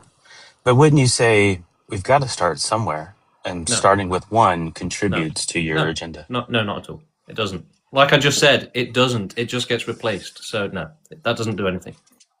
So if you have an idea of how to start this movement and we got to start somewhere, we could just say, well, no, that doesn't do anything. That's just a starting point, just one thing. No, I'm saying that removing one species of animals wouldn't achieve anything. No, I agree. That's why I'm saying how do we make this possible? Well, we've got to start somewhere. And no matter where we start, it's the same argument. And how are you going to get to that starting point? Well, what I'm saying is that if we have an agenda of how to get this really going and moving forward, it's going to start with the grassroots. We've got to start somewhere. And based on your framework, a hunter that caused an endangered species to go extinct, that's a starting point that contributes to your worldview. No, I've said that they just get replaced, right? So when I think it's inconsistent, though. I don't think your argument's consistent. No, that's you're done. You're out of here. Okay, let's move on to someone else. Perhaps someone ideally much smarter than that. Look, if you struggle to understand basic concepts that badly, please don't join the movement. We would ask you kindly to stay away from the movement, actually. Yeah, I said, removing one species, is that going to do anything? No, it just gets replaced by another. And then he's like, well, that's inconsistent. Hunters were Get the hell out of here. Come on, dude. That's like saying, oh, a billion years ago when, a spider caught the last mosquito of this subspecies, it was really helping extinction and ending. So get the hell out of it. Come on, dude. Do better than that. That's just sad. To really think that... Come on. Hello, how you doing? Hey, what's up, man? How you doing? Good. How are you? Doing good. I heard you constantly say we need to make people safe by forcibly causing extinction. Yes, exactly. Yeah, how can something that doesn't exist feel safe? It doesn't need to feel safe. It will just be safe. No, but that a safe is a state of being, right? It's not necessarily. To exist without not necessarily. Cause of harm. How's that the case? Look, a boy cannot be safe. You have certainty of safety within non-existence, though, right? You can't be harmed. No, there's nothing there to be safe or be harmed. It's a logical contradiction. Well, no, because the thing is that when someone puts down their pet because it's suffering too badly, right? The euthanasia gives them safety from that suffering. Yeah, no, that's not safety. That's ending its life. Yeah, I'm not saying that's inherently bad to end its life, but you're using the wrong term there. This guy, you're not making anything safe by causing non-existence. Well, it's safe from the suffering. It's not. No, you keep using the term safe. You need to be in existence to experience safety. Safety. Well, no, you don't. No, you don't. Because actually, if you don't exist, then you're safe from the suffering within existence. What is safe? Huh? What is safe? That life form. No, well, no, because again, you need to be alive and existing to feel safety. It's just non-existence. Well, no, you don't need to feel safety to be safe. That's a logical fallacy. Yes. No, it's not at all. That's a fallacy. You don't need to feel safety to be safe. Yeah, but it needs to be something instantiating safety, right? It's a state of being. You can't have nothing be safe. It's just that's inaccurate, actually. You what can is plan experiencing for the future. safety? We can plan for future. Like, look, someone having a kid can set up a trust. What is someone planning to have a child can set up a trust fund, right? Alive. Right? That's it. You're finished. Someone having a child can, set up a trust fund for that kid, and that guy would say, well, why set up a trust fund? They don't even exist. Doi. Just crazy logic. So yeah, we can absolutely think about potential life, and we can say, a life form that's going to be tortured so bad that it's unbearable for its entire life would be better off not existing, right? So if you can't understand that, then there's something wrong with you. Okay, let's get Kazakhs on. Yeah, I feel really bad for all the people in the chat that are like, wow, that guest was smashing you. Hi, hello. Hello, how you doing? Yes, I'm doing good. And you? Good, thank you. Just wanted to ask, at some point of the time, if you will be the leader of this movement, some people will ask, what's your biography? What made you think that way that you are thinking right now? What was your family that you've grown up? What was your education? Can you elaborate more on that topic? We try not to make it about ourselves and more about the sufferers. Yeah. But at some point of time, people will ask if you want to do this movement to to reach out to the whole community of different people. Some of them will at some point will ask, hey, who are this guy? What made him think the way that he's thinking right now? Like, what's his biography? Why would we even should treat him like an authority? Well, you shouldn't. You should treat the message as the authority, right? It doesn't matter who's saying it. That's not how the world works. Like, yes, they will exactly. ask, how old are you? Where are you coming from? What's your education? But is there a reason to care about people that are against the movement anyway? Yeah, because that's the way how people work. They want to meet the leaders and maybe somehow be like them, and they will ask, who are you? How old are you? What's your education? Why you are even speaking about these problems? So that's my question. Can you like give a brief story of your life, of how old are you? What's your education? How was your adolescent life? Because that will be the questions that you will have to explain at some point of the movement life. Well, firstly, I'd say that I don't necessarily have to explain all of that. And indeed, activists in the movement should feel safe from having to share their personal details. Okay, but this will be people that would like to join the movement will find it like, okay, that's a red flag. Okay, he's not transparent. Why would we should like even trust him if he's not transparent? Well, absolutely. I mean, the point I'm trying to make is that, you know, I could be a terrible person, right? I could be, you know, let's say that I'm a liar. And you are a role model for the rest of the guys that would like to join. So they would like have to something in common with you. So you have to expose yourself. Like, how old are you? Where are you coming from exactly? How was your experience? What made you to feel that way that you are feeling right now?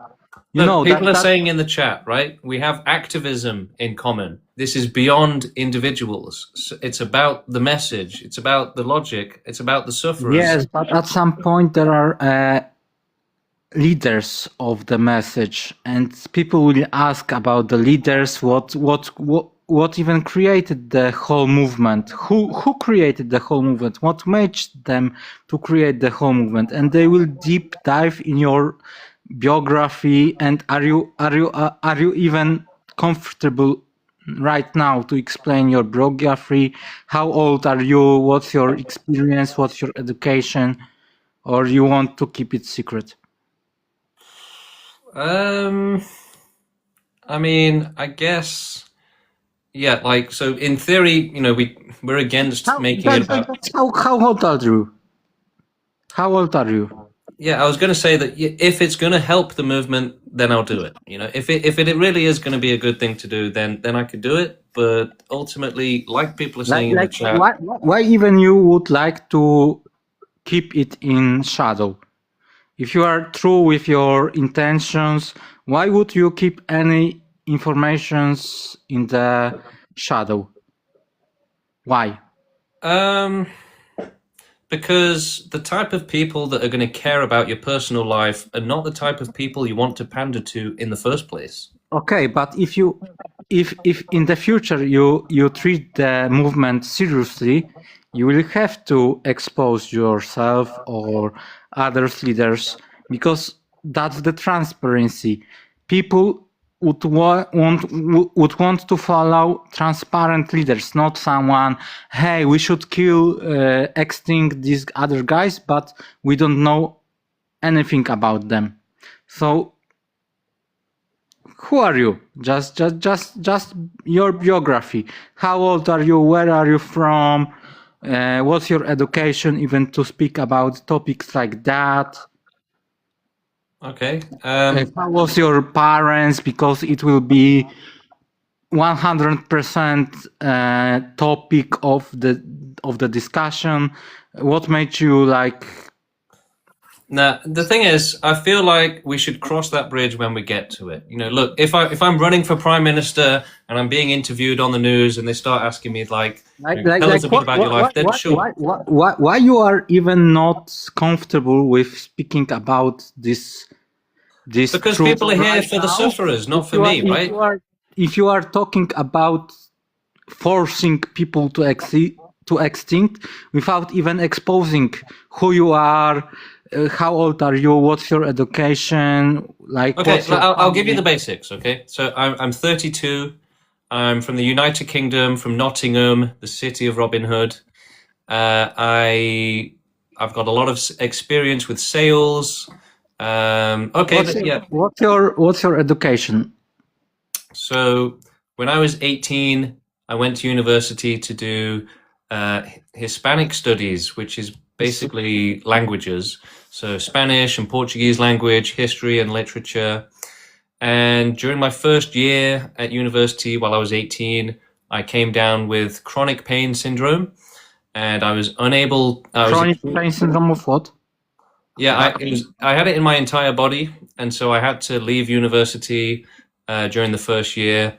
And yeah, I basically my entire body was in pain, extreme pain, and it got to the point where I couldn't even speak. So for 3 years, I was unable to talk. I couldn't really do much, and then what was the diagnosis of your illness? chronic pain syndrome. Like that's the overall name of the symptoms, but there is a broader. No, that is the name. That is the name. Yeah, chronic pain syndrome. And is there like a cure for that? Like No, so chronic pain syndrome it happens for different reasons in different people, but generally speaking, it's a nervous system problem where your nerves are on fire basically, or they're more sensitive. Luckily, after 3 years, I managed to get better somehow. You know, one day I woke up and I was better, just like that. Around Christmas 2015, actually. So it was a bit of a Christmas miracle. And then after that, I immediately, was like, right, I want to get my life back. So I went into sales. Well, I started applying for jobs, and I ended up doing door-to-door charity fundraising for like 4 years. So I was knocking on doors, asking people to donate for charity. I was getting paid to do it, but I was really good at it, and I became a team leader, and I was training people. Okay, so your then I went back to education is university. I went back to uni. on- I did the languages, and I got a first class degree at university. And then I worked in the family business as an estate agent. Then I did a bit of traveling. Then did a bit more work here and there. And then eventually I joined the movement last year in June. And they said, we're trying to end all suffering. And I was like, wow, how do I help? So just to sum up, you are just from your education, you are some linguistic with Hispanic studies from UK, but your whole education and your whole experience is like just only a salesperson.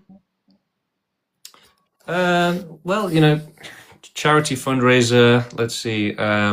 I taught English in a school in Madrid for a year. I've worked at a party hostel. I worked at Amazon for a year.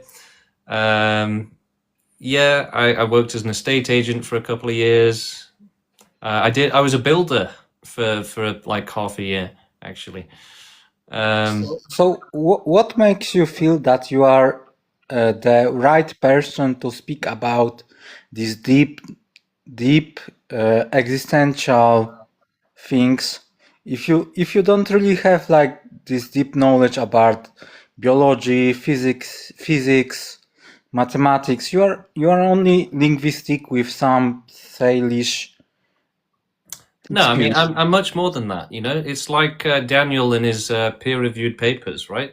There's more to life than just what's on paper. So no, but you are creating like yourself, your persona, like you are the person, you are the leader that has a research for everything. When it comes to your education really you that you are like only linguistic person, education with I'm sales well, yeah, look, I have a linguistic degree. Can I end? No, Like, no, if, Kazix. No, you can't. All right, let me speak. It's my show. You're asking about me. I'm trying to answer your question. So, yes, despite the fact that I only have a degree in languages, I've been doing science for the last 7 years on neuroscience, psychology, and stuff like that, basically. So, what makes me qualified to talk about extinctionism is simply rationality and empathy. That's it. So I get that you guys really hate hearing this, and it's evidently very difficult and painful for you guys to hear this, but it does come down to genetics, okay? It's at least 9-to-1 genetics.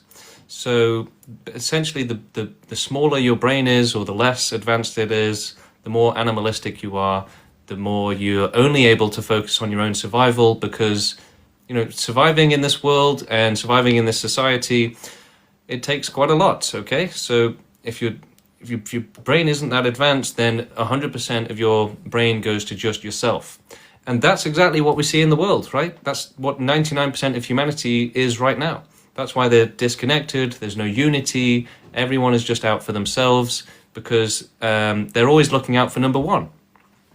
So we are different than that. We have more empathy capacity in the brain, higher rationality capacity, and so we can see beyond ourselves.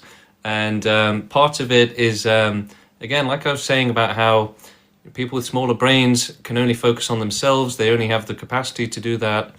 You know, they can't see out of that need for more and more money, more and more comfort, more and more safety, security for their life and their livelihood. But you know, the more rational you are, the smarter you are, the more you can see beyond yourself, and you can see what the world should be like. What, you know, and you can also understand things better. You can understand suffering better. So, you know, in the same way that a lion isn't going to empathize with the suffering of the zebra it's killing, most humans can't empathize with the suffering around the world, whether it's animals or humans. And empathy is essentially counterproductive to life. So empathy is actually dangerous to life. It goes directly against your survival. And so, yeah, it is a genetic anomaly to have enough empathy to prioritize others and the world over yourself. Whereas 99% of humanity, if not more, they prioritize themselves over everyone else. They're looking out for number one, and they enjoy this sort of disconnected, disunited world where, you know, you walk past someone on the street, they could be a terrible person, you know. It's a free-for-all, basically, okay? But we need a universal system. We need, you know, universal coverage. We need to be connected. You know, right now we have different countries. There's so much division, okay? And, you know, that's why they're fighting. Everyone's against each other. We need to be united. Humanity should basically be pluribus. We should be together, united for a good cause, united in ethics and morality, in creating a right world.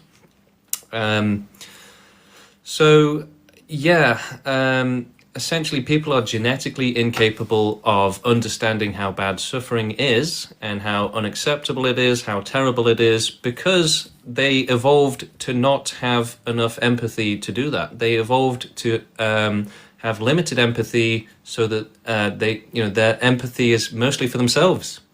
You know, they look out for number one. Most people are not selfless, right? And purely selfless, completely, fully selfless.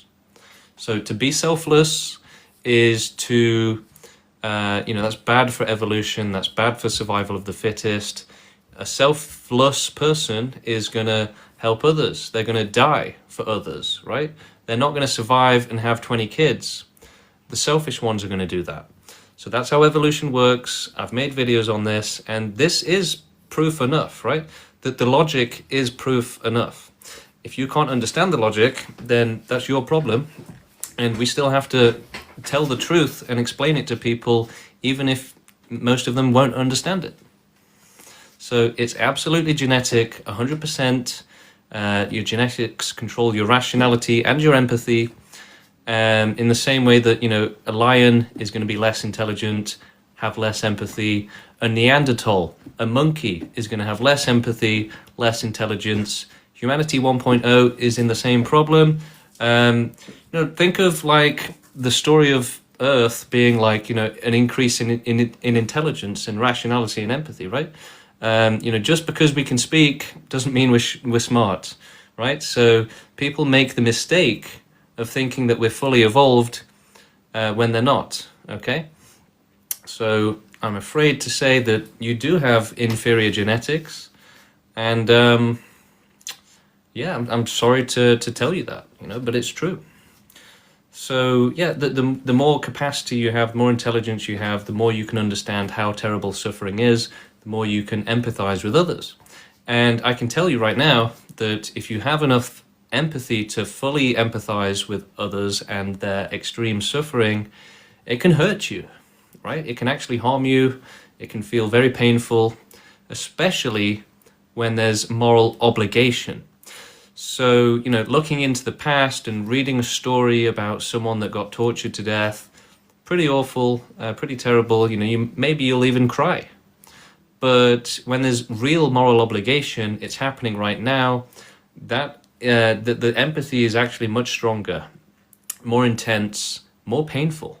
So you feel the pain of others, right? You can actually feel it, and it can genuinely harm you. Like, it can actually hurt you. Like, too much empathy can be bad for you in a sense, right?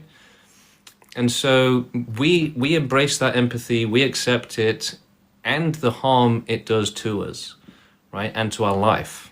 So, I made a video about this today. Yeah, okay, your friends might call you a weirdo. Your family might call you a weirdo. You might get ostracized. But, what's the alternative? Just let the sufferers keep suffering? Nah. So, yeah, we are willing to give up our lives, to die for extinctionism, to die for the sufferers. Most people are not willing to die for anything. Okay? And there's plenty of moral obligation in this world, right? There's farmed animals, there's children being abused, there's loads of moral like, if you wanted to be a good person and help, you could go out and do something. You could work for a charity, whatever. Most people don't do anything, right?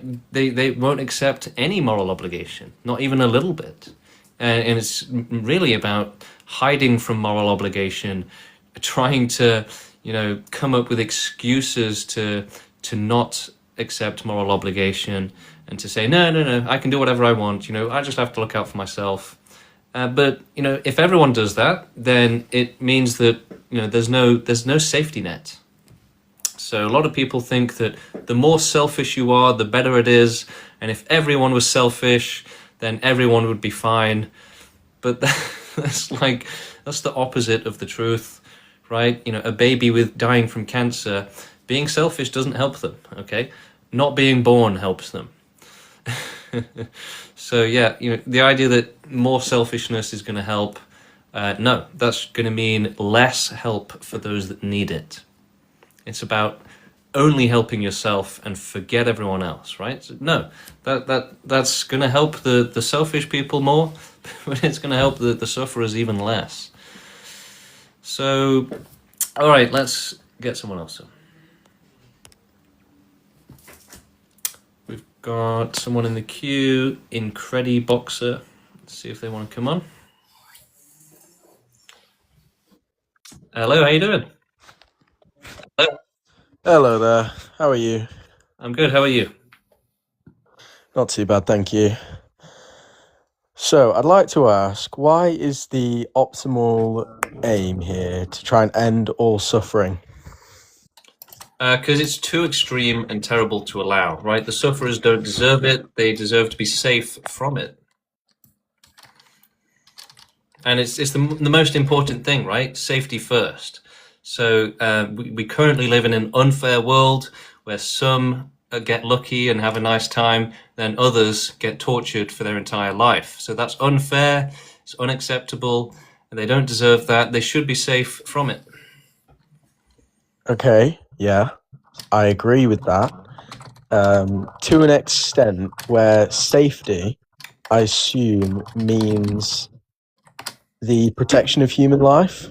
No. So all life should be safe and protected. We shouldn't discriminate and say, well, you're an animal, so I don't care about you. We should care about all life. There's nothing else to care about. I see. Okay. So you wouldn't place higher values on human life as opposed to an insect or a dog? No. Okay. So this argument isn't just necessarily to do with human suffering, it's to do with animals suffering as well. Yeah. Okay. Would you consider yourself a vegan? No. No. Okay. How come? So I was a vegan and an antinatalist, but upon joining the movement, I didn't start it. I learned that both of those things actually cause more suffering and worse suffering. So, for example, a vegan world would have no deforestation, it would have no cities, and it would have much more wild animal suffering, worse suffering in greater numbers, basically. Interesting. Okay. Wow. So the thing is, vegans ignore wild animals, right? So they just don't care about them. They only care about cute animals in farms. That's all they care about. Okay. So because of that, they essentially cause more suffering to wild animals. So I'll give you another explanation.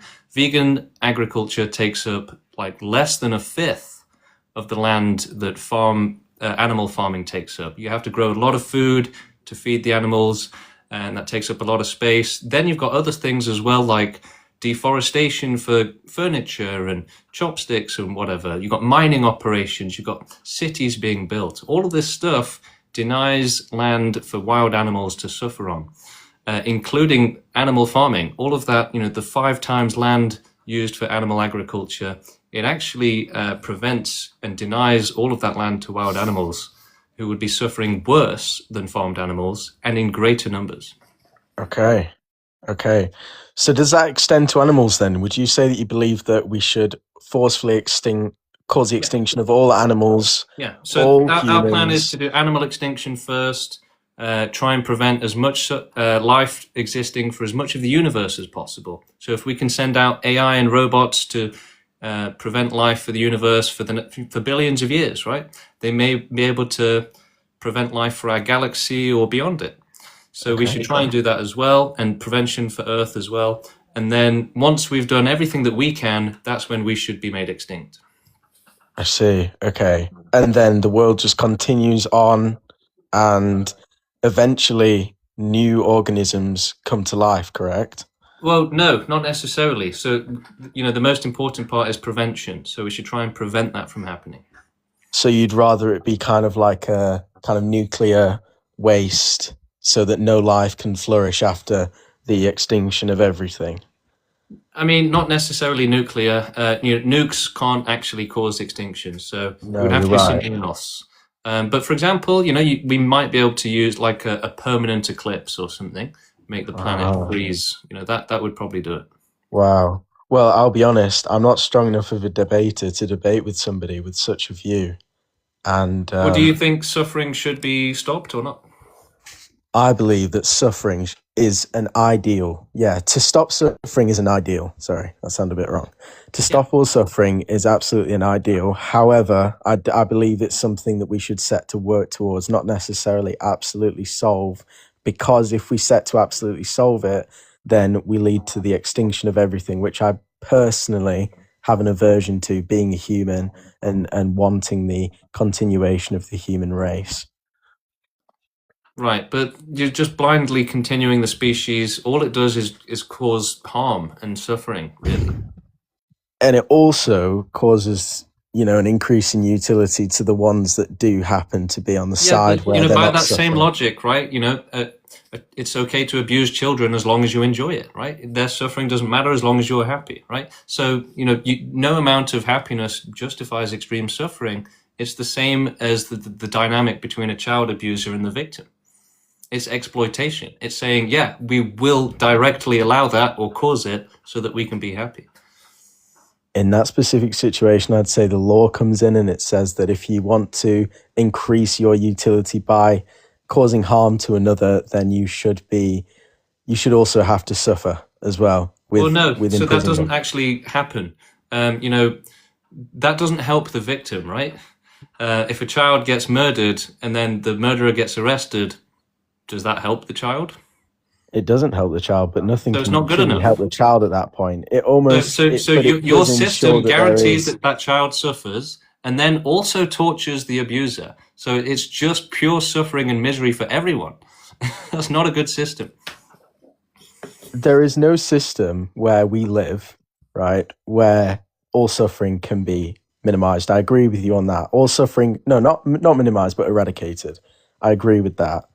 I think anybody that disagrees with you obviously is working under the kind of premise that we should have life, that the existence of life is a good thing inherently. So that's what you have to debate, isn't it, really?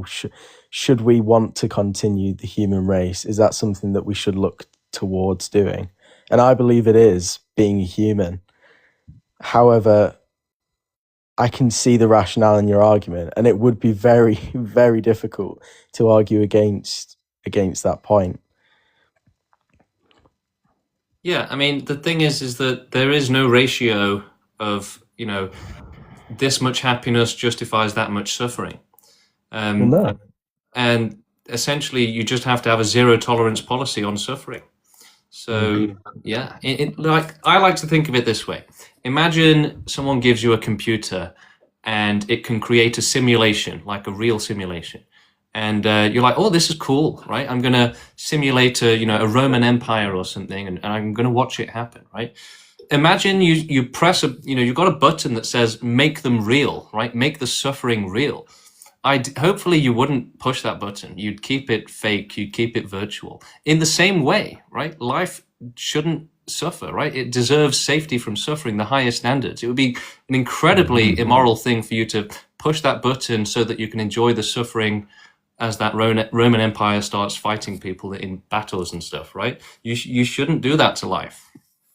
Right, I completely understand that analogy there.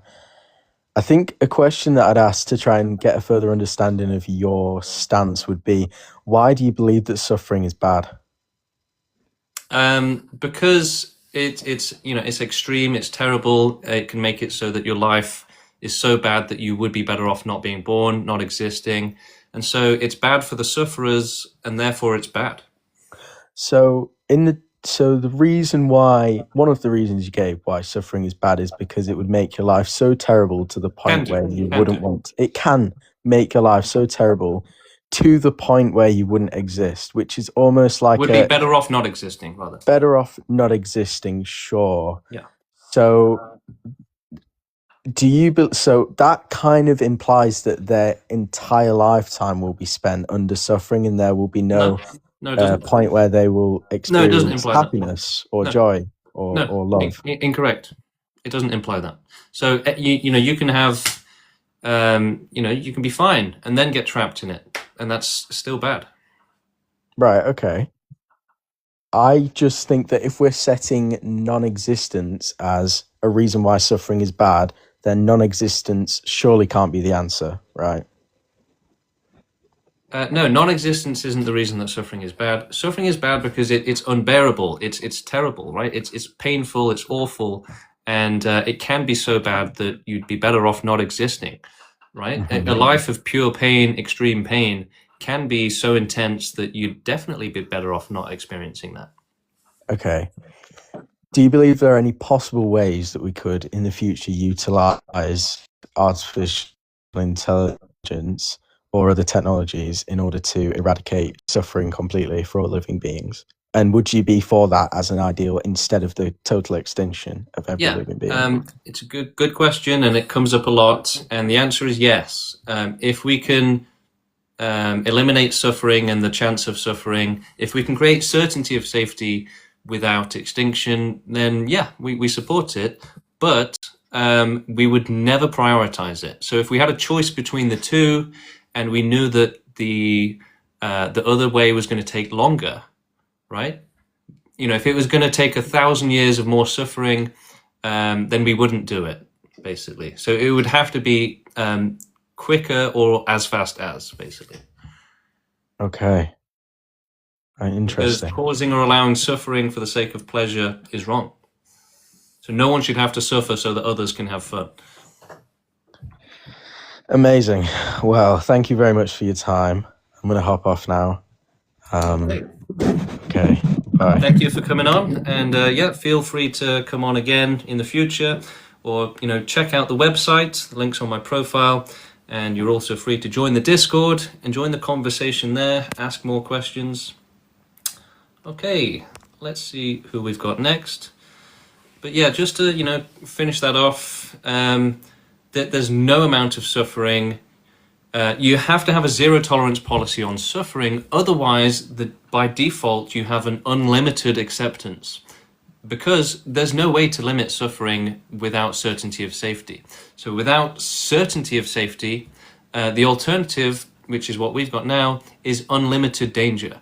So you can wish that it's not unlimited, but it still is, right? You can be in a castle with doctors around you and gods and everything, but something can still go wrong, right? You can be really, really safe, but without certainty of safety, like omniscience level certainty of safety, there's still technically unlimited danger. There's the unknown, there's the possibility of getting a disease or being tortured, whatever, right? There's still danger. Without certainty of safety, the alternative is unlimited danger.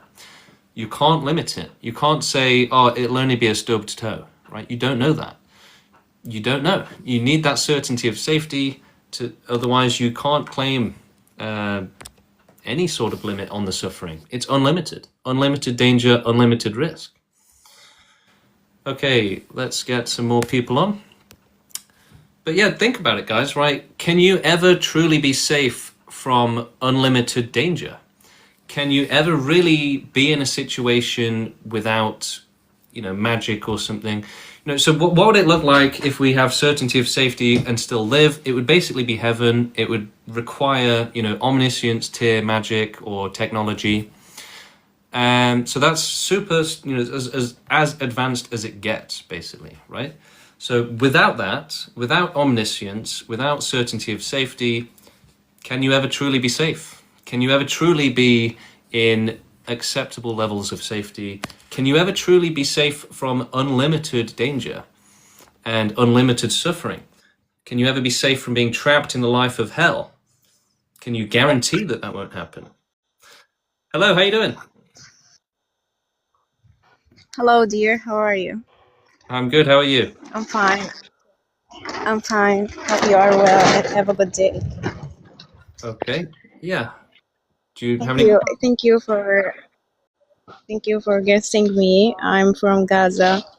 I'm just a single mother. I have two boys under 5 years, and it's nice to meet you. Actually, Thank you.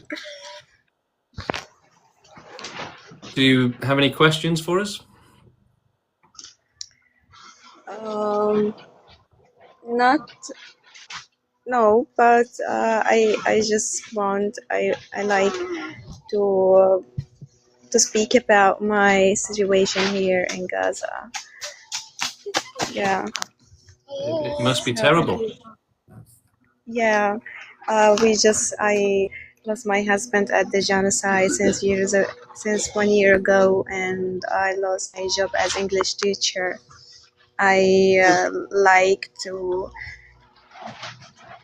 teach children, but now there's no job because schools here in Gaza are full of evacuated people who are lost their homes. And I lost also my home. I live in a tent in Mawasi Khan Yunis, and the situation is very, very bad. No food, no water. We bring water from far places, and we were rich people, and now our life is upside down. So now we are poor. Now we don't have food. I'm so sorry that you feel upset. Yeah, it's a sad story. Yeah. Yeah, no, I'm sorry So to hear if that. anyone can help me, just Unfortunately, there's nothing much we can do really. Look, in terms of help and donations, I've been asking for donations to support myself because I don't work. I just do activism. I'm naughty like that. But I've received very little in the way of donations. Total maybe 150 pounds total, something like that. Yeah, probably something like that. So that's not very much, and that's over like months. Okay, so I can't help you. Unfortunately, my audience can't really help. We don't seem to have many rich people who are donating loads of money just yet. I've had nothing. I've got nothing. Okay, I'm poor, and I'm not getting much donations myself. So, okay, look, if someone wants to help her, then go for it. But watch out. Maybe verify it, whatever. You get a lot of people asking for money on TikTok, and I sympathize and all that. But we ain't rich here. Unfortunately, we ain't rich either. All right, Organic. Hello, how you doing? Yes. Hey, fine, James. Yeah, and I had a discussion maybe last week, Yeah. and it was fine. James, one thing always the push to get Parliament to legalize euthanasia in the UK. How's that going? That's more of an idea at the minute. The thing is, right, it's hard to campaign for, and I'm campaigning for extinction, not euthanasia. So yeah, look, if we take over the world and we start doing extinction, yes, we will make euthanasia available, but it's not something I can campaign on when I'm focusing on extinction. And look, think of it this way. Okay, maybe I would run and campaign for it if I had more support, right? But I have nothing, basically. There's no people in the movement. There's very few people, okay? There's a few people in the UK, a few people in Europe, and etc. around the world. Maybe like 40, 50 people now, maybe more. But that's not enough to start a real campaign. It's not enough to run for Prime Minister. Like I've said today in one of my videos, we are at the most difficult point for the movement right now. We are the smallest we can be. We have the least support, the most opposition against us. So we're in the most difficult part right now. We can't realistically start any sort of real campaign for being Prime Minister just yet. No, I'd love to do it. And, maybe I will in the future to raise awareness and everything. But right now, we're not in a position to start taking on such big projects. Right. I believe a gradual step is necessary. But however, you have just explained the reason you're at this point.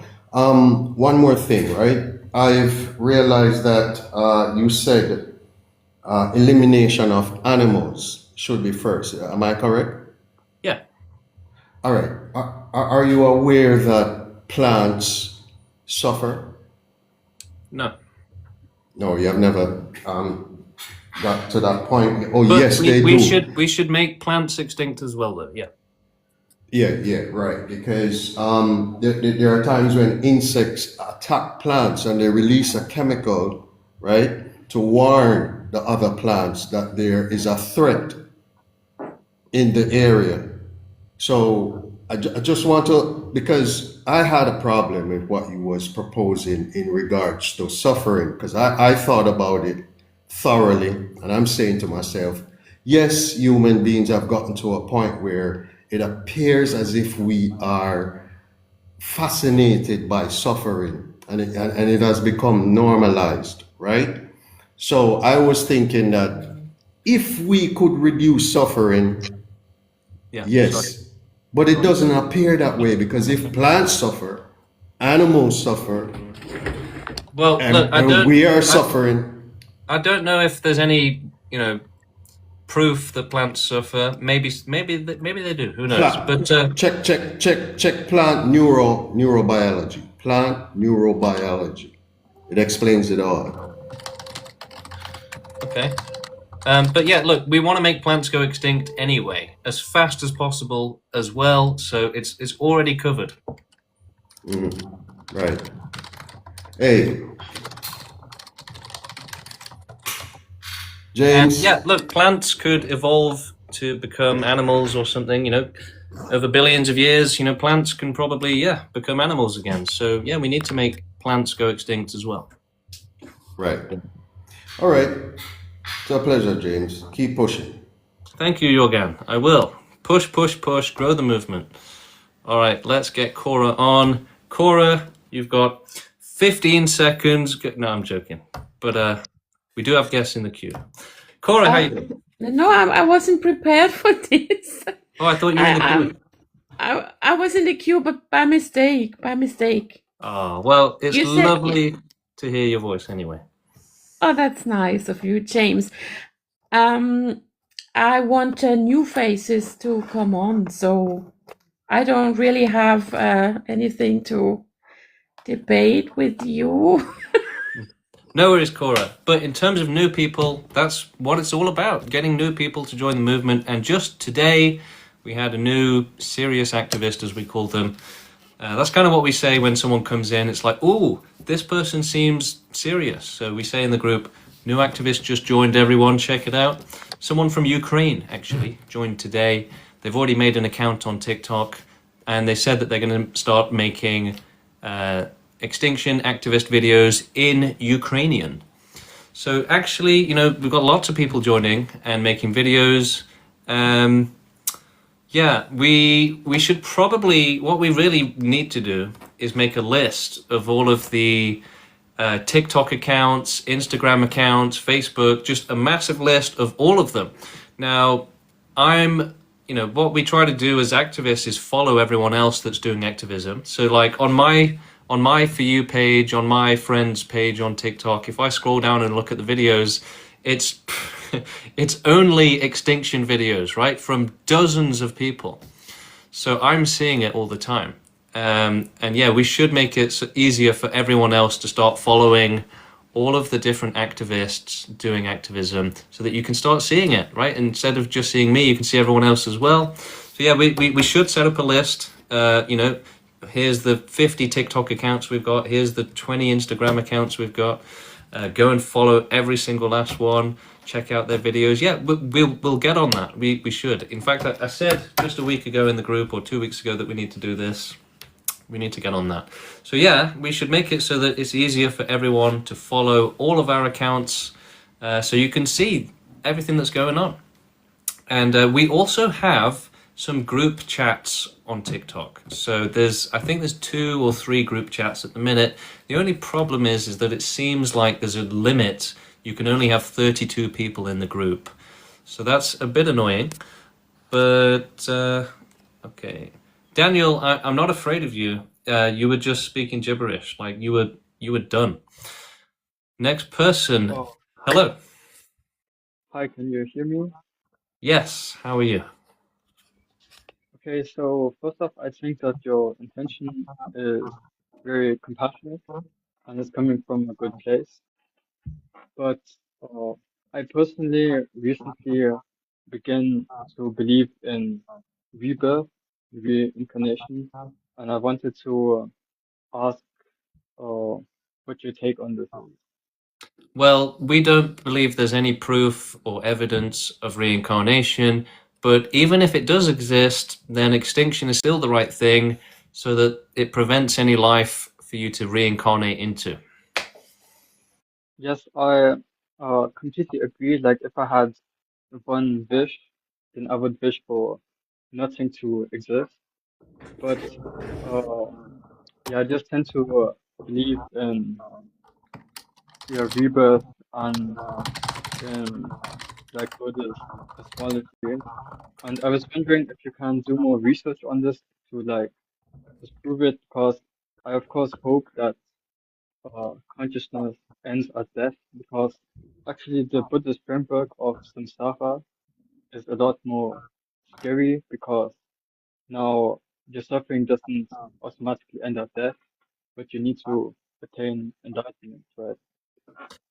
Yeah, no, I get what you're saying. The thing is, look, there's no real evidence of reincarnation right now, okay?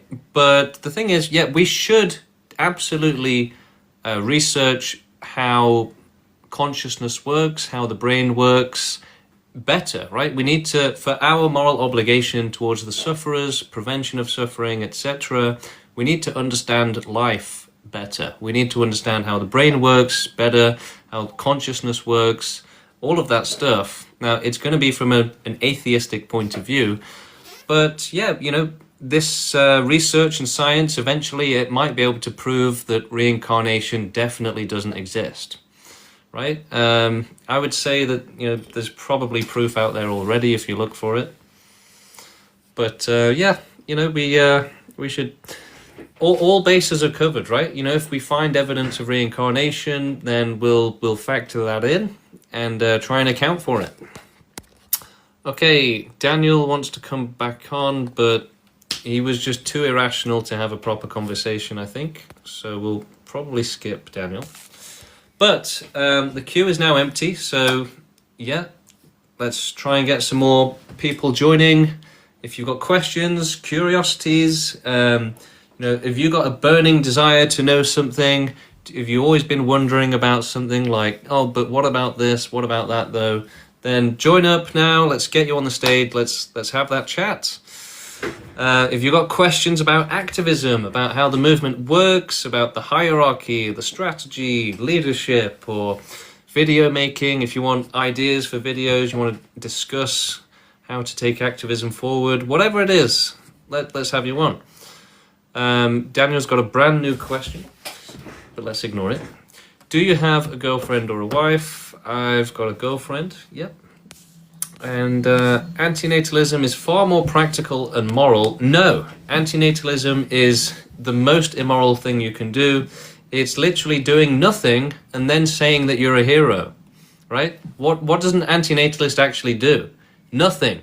They don't have a kid, they don't do anything else, and then they claim that they're a hero.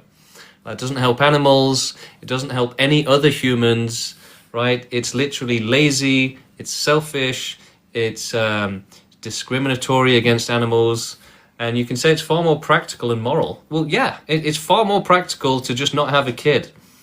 Okay, but that doesn't achieve anything else. It doesn't achieve anything really. You're just doing nothing and then pretending that you've done something amazing. It's literally inaction. James, did you see my tough edit? I don't know. I'm not sure. You know, I think I might have tried to click on it and it said private, actually. Does your girlfriend agree with your ideology? No. No flipping way does this guy know the touch of a woman. Yeah, I do. I mean, you know, I'm not the ugliest guy in the world. All life, as in including animals? Yes, all life, animals, humans, potential life, aliens as well. Everything. Yeah, all life. We shouldn't discriminate against any life. We should care about all life, all types of life, and all potential life as well. I'm Ollie. I made the Extinctionist edit. Oh, fair enough. But no, I haven't seen it. A lot of people are making edits of me now, actually. There's quite a few, like almost one a day at this point. Every time I see them, I post them in the Discord relaxation chat, just for fun. Record him dodging questions for future guys. Oh, Daniel, I feel sorry for you. Pico is asking, are you a vegan? No. Veganism actually causes more suffering to wild animals, more suffering and worse suffering. Because vegans don't care about wild animals, so they just transfer the suffering onto them. It sounds counterintuitive, I know. But you can actually read all about it, about why veganism is bad, on our website. If you go to our website and go to the full FAQ page, you go down to question 33, you've got charts, you've got loads of information on why veganism causes more suffering. So click on my link on my profile, click on that on the website, whatever, go and read about it. Let's take more questions from the chat. Does it take 3 hours to enter the Discord? I don't know. It takes however long it takes someone to read the application. So when you join the Discord, you have to write an application and we have to approve it, basically. So let's see, we've got a few applications for the Discord now. No, I don't agree with Extinction, at least not yet. How did you find us? Through TikTok, through James. Okay, there you go. The activism is working. Are you able to do activism? Maybe if I get convinced to join. Okay. Are you an atheist? So these are all the questions on the application to join our Discord server. Are you an atheist? I haven't really thought about it. I've had bigger problems in my life that I don't care about who created us. I'm Estonian. Screw it, we'll accept them. So yeah, like, we have to accept or reject these applications, and sometimes people are like, I want to start doing violence to grow the movement. It's like, oh god, no, deny, reject. Got another one trying to join the Discord. So the first question on the application to our Discord server is, our mission requires humans reproducing for hundreds of years while we do animal extinction and research how to prevent life developing for Earth and as far in the cosmos as possible before we do human extinction. Do you agree with this? Please give us a detailed answer. And so this is kind of our test for, do you discriminate? Or do you think that we should help all life and as much life as possible? So a lot of people fail that. Someone's just rejected that application. I think Luke, the activist that found me, actually, who is one of our most consistent and hardworking activists. I reckon it's Luke who's just rejected that application. Yeah, they got BTFO'd. Okay, let's try and get some more debates, some more discussions. Let's see who's in the queue. Right, the queue is not looking great. It's really looking bad. So we need some more courageous people to join the queue, come on the stage, and let's have a show. James, I don't want kids. Is that bad? No, it's normal to not want kids, to not want to be alive, not whatever, to be against life, obviously. And yeah, most people in the movement probably don't want to have kids either. And Pearl, you know, if you're a female, maybe look into whether or not donating eggs can, you know, gives you a 50% chance of, yeah, I think that's how it works, right? I mean, I am ignorant, okay? But donating sperm, at least, that definitely works. Look into donating eggs, maybe, if you're a woman. Like, yeah, you don't have to have kids, you know, necessarily. If you donate enough sperm or eggs to have thousands of kids, right? That's much better than having your own kid. We were in Poland. Here in Poland, we have some historical chambers. Do you want to use them? Maybe force them? That's a great question, Kazakhs. Are we, you know, part of the Third Reich? Well, no, not really. And I don't think we'd be using chambers like that anyway. Maybe, who knows? But I think, you know, even if we were to do something like gas for euthanasia, for extinction, maybe we would make it like heroin gas or something, you know? We would make it as pleasurable as possible. You know, maybe there'll be like, you know, television screens on the wall with beautiful women on them or something while you... Who knows? Look, I don't know exactly how we're going to carry out human extinction, but we'll do it in the most ethical way possible. And look, people are scared about it. They think, oh, it's terrifying. But, you know, it's really not going to be that bad. And once it's over, it's done. So, you know, it might sting for a little bit, but ultimately, you'll be fine. Okay, James, why are you genocidal and murderous, unlike what the website suggests? I'm not genocidal, right? Extinction isn't about hatred. It's not about violence. It's not about, you know, hating humanity. It's literally just understanding that life shouldn't exist in unlimited danger and that it should have certainty of safety, which only non-existence can provide, because otherwise you get people being tortured, animals being tortured for their entire life, right? Being trapped in a life of extreme hell with no escape. You don't want that, okay? Nobody should have to go through that. Simple as that. Simple as that. What do you mean, donate eggs? Aren't you pro-extinction? So yeah, the thing is, we need humanity to continue. we need humans to reproduce.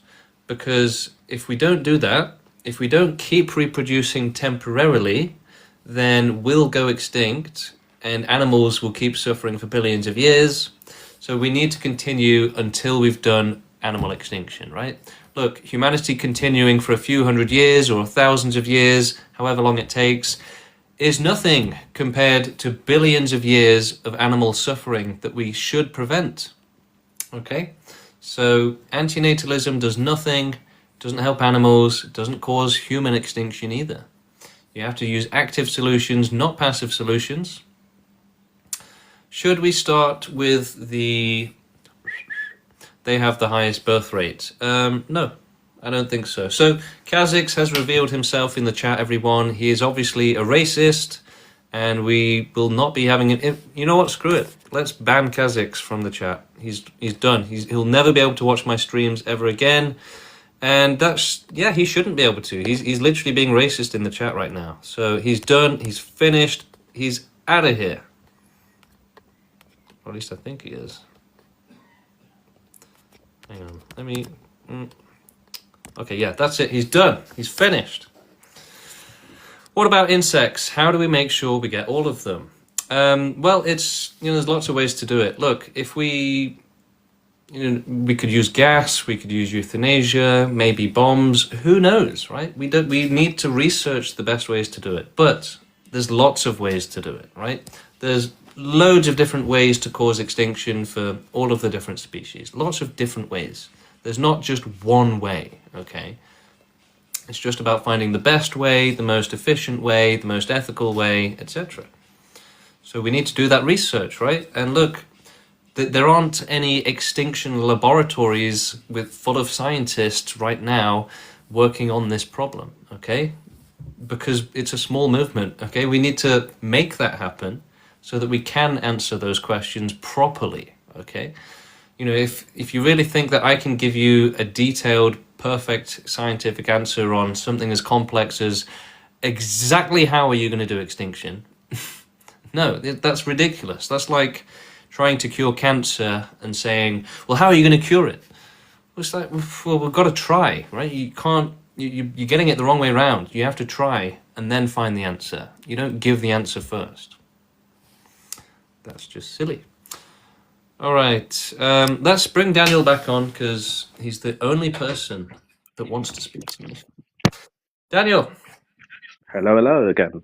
Right, let's try to have a discussion without Well, let's try because you were just talking over me last time and ignoring everything I said. So yeah, let's try. Yeah. I do think that what you're pushing for is just straight up genocide. Well, no, it's not. It's not because genocide is like a selfish thing. It's about improving your own conditions at the expense of others, right? I think that you. Do you want to answer that, Daniel, before just ignoring it and moving on? What am I ignoring? Just so. That's it, Daniel. You're finished. God, that guy's been chatting nonsense in the chat for the last half an hour, saying, "Oh, I'm gonna destroy this." He can't answer a single question. He's out of here. He's rubbish. Okay, the queue is currently empty. So ideally, we'd get more people joining. Slap that button. Let's bring you on the stage. There's nobody at the minute who has the courage or desire to come up and talk. No one wants to talk to me. Why does no one like me, guys? Why does no one like me? All right, Cora is gonna end my suffering. Cora, coming up now. Hi, James. There I am again. Hey. I just want to state something I saw on TikTok. There's many people that do videos, and now I, of course, get all the videos from the pro-extinction movement as well. And there was a video or many videos where they are against the pro-lifers. The pro-lifers were described like apes and... Oh, I saw that one, yeah. Yeah, you liked you liked Yeah. it. You said make more of them. Come on, it was funny. Come on. Yeah, it was funny, but in a way, I think it's not good. The us versus them is not good because it reminds me of the bad word. I don't say it now because otherwise you'd kick me out. A word that starts with C and ends with T. Not what you think now, but the Hat? a C U L. Oh, right. Yeah. You see, You think it makes it look like a cult. But the thing yes. is, right, there's no point appealing to pro-lifers, right? So, yeah, look, throughout our activism, pro-lifers are going to get upset, they're going to get offended, and we're going to say that they're being unethical, immoral, and they're going to get upset, right? But ultimately, that's part of activism, right? You can't, do activism without offending anyone. You're not going to do effective activism that way. But what is a pro-lifer then, in your opinion? Am I a pro-lifer too? Because I'm not really in the movement, and I have kids and all that, and many responsibilities, and I can donate, but I cannot do much more. So I see myself, I don't know, am I a pro-lifer? I don't know. It's up to you to answer that question, isn't it, really? I mean, I can't read your mind. So you tell me, are you a pro-lifer? If I'm not agreeing to every point, like I told you, I have problem with the forceful still. Or do you want to talk about it? Yes, I wish it wasn't there. The forceful extinction. The forceful is my problem. So Why can't we make it sound better so more people could come in without having a negative impact in their lives, maybe their jobs, their families, and so on? Because forceful extinction kind of is a violent term, isn't it? Kind of. But it's less violent than life, right? So, the thing is, we have to be as committed to the message and the truth, right? People are constantly saying you should water down the message, water it down, make it less extreme. Yes. But then, we're not going to get the right people. People won't understand the truth. We have to tell the truth. Yeah, that's true. And there's another problem I have with the youngsters. There are two youngsters, very young people. And just what I recognize is they're doing activism. I mean, they're heroic to me. I would never dare what they do. They go up to the people and they talk to them and they, Yeah, you're probably talking about Renee and Luke, the boy and the girl. Yes, I'm not sure. I know the blonde boy, the German Renee. boy. Yes, Renee. Renee. Yeah. And what I see is they are all saying exactly the same as you. There's always the same. There's always I like their own thought. I like to hear their own thoughts, but they only say the children raped in dungeons. They always say the zebra and the lion. They're not coming up with something of their own. They don't bring their own examples. It's always the same.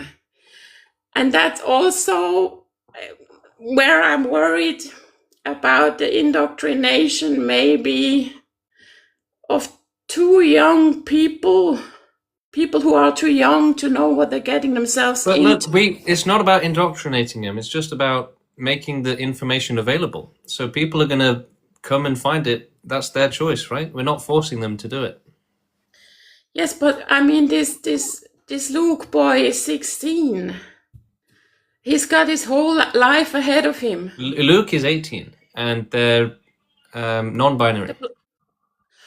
Okay, then that's the other one. I mean, the blonde boy, isn't he 16? Yeah. Yeah, and he's got his whole life ahead of him. That's a pro-life thing to say, though, right? Oh, yes. We don't know that. We don't know that. Yeah, it is. Look, I made a video on this today. I don't know if you've seen it yet, but yeah, we should be able to, and we should be willing to give up our lives to help others. So yeah, he's got his whole life ahead of him if he wants to be selfish. but he's also got a whole life of activism and helping others ahead of him if he wants to be selfless. Yeah, but isn't he too young to be, he just repeats what you say. But the thing is, what you need to understand is that for the people that do activism, they have a compulsion almost, right? They have to do it. They don't have a choice. They see that others need help, and they can't be selfish and prioritize themselves over the much more urgent need for help that others have. That's what being selfless is about. It's not a decision. It's something you are or you aren't. Okay, but I'd wish for them to say things they thought of their own, or they experienced on their own, or they're not always the same. Not the rape in the dungeons over and over again, because most of the children get actually abused in their own families. For example, the dungeons is probably not that often the case. The majority of children will be abused in their own family system, for example, which is even more horrific on some levels. But we have to use the more extreme examples because people ignore them. So we have to bring them to light. We can't use less extreme examples because that waters down the message, and people will be like, oh, it's someone getting abused at the home. Yeah, okay, but not everyone will be begging for death in that situation. So yeah, you have to use more clear-cut examples, like someone with extreme depression or a child dying from cancer, or we have to use these terrible examples, and it will make people uncomfortable, and they'll ask us to use less extreme examples because they don't want to face the reality of extreme suffering. Yeah, it's just that I wonder if, and then there's the non-binary person, and I've seen, I've seen them, them crying. I've seen them crying in some videos, or almost crying. And that's again a point where I wonder, is it okay? Is this non-binary person is 18, you say? Yeah, well, okay, then. But look, they've been in the movement for years before me. And Luke is actually the person that found me and brought me into the movement. Really? Really? Yeah, that's amazing. That's amazing to hear. Yeah, I wish nothing but the best for them. It's who they are, right? It's in their DNA, quite literally. Don't start with the DNA thing. I don't think it's a good look. Not because of my opinion, it's not a good look. Because of the CULT word. It's not a good look. If you say pro-lifers are always going to call us a cult, right? They're going to call us all sorts of things. They're going to call us a death cult. They're going to call us, violent lunatics, right? Loads of things. But, that's always going to happen. And I don't think they're ever going to stop doing that. They're never going to understand the message properly now that we've used better languaging and be like, okay, it's not a cult. No, they're always going to call it a cult because they disagree with it vehemently. But that is why I think it was so important for you to give some personal info about yourself. Because it's true, if you don't say anything about yourself, your own life, your own experience, it's just sus. But look, I didn't ask anyone in the movement about their personal life, right? I was only interested in the logic, the reasoning, everything like that, right? Yeah, but you have to be sure, in a world where everything's full of scams. No. Again, you're the one encouraging cult-like behavior. You're saying that we should blindly follow leaders. That's what a cult is. We're saying don't do that. You listen to the logic, refute it, counter-argue it, use logic. That's it. Forget personal feelings. Facts, not feelings.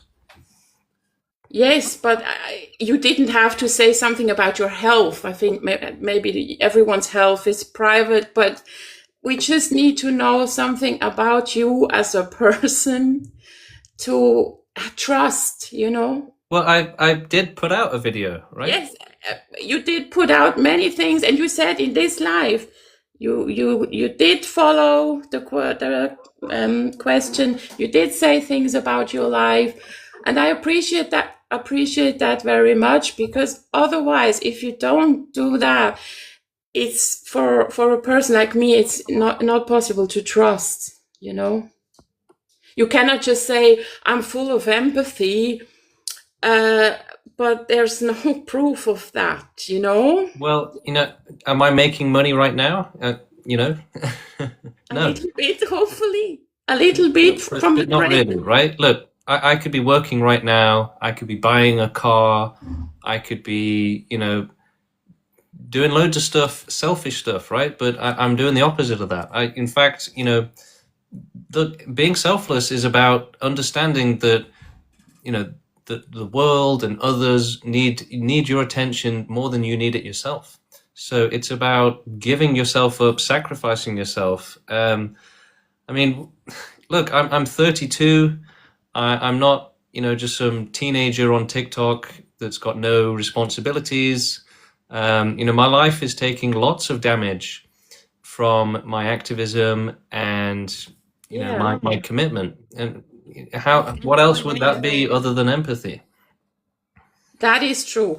But there was a video from Portugal where you said, F all the arts, F all the music, F all the books, F everything.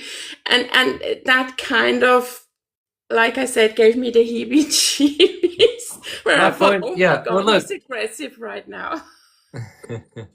Yeah, well, look, like I said, I put out lots of videos. I try new ideas. Look, when I'm making a video, not always, but a lot of the time, I'm thinking, okay, let's, put out a crazy video, maybe get some views on it, right?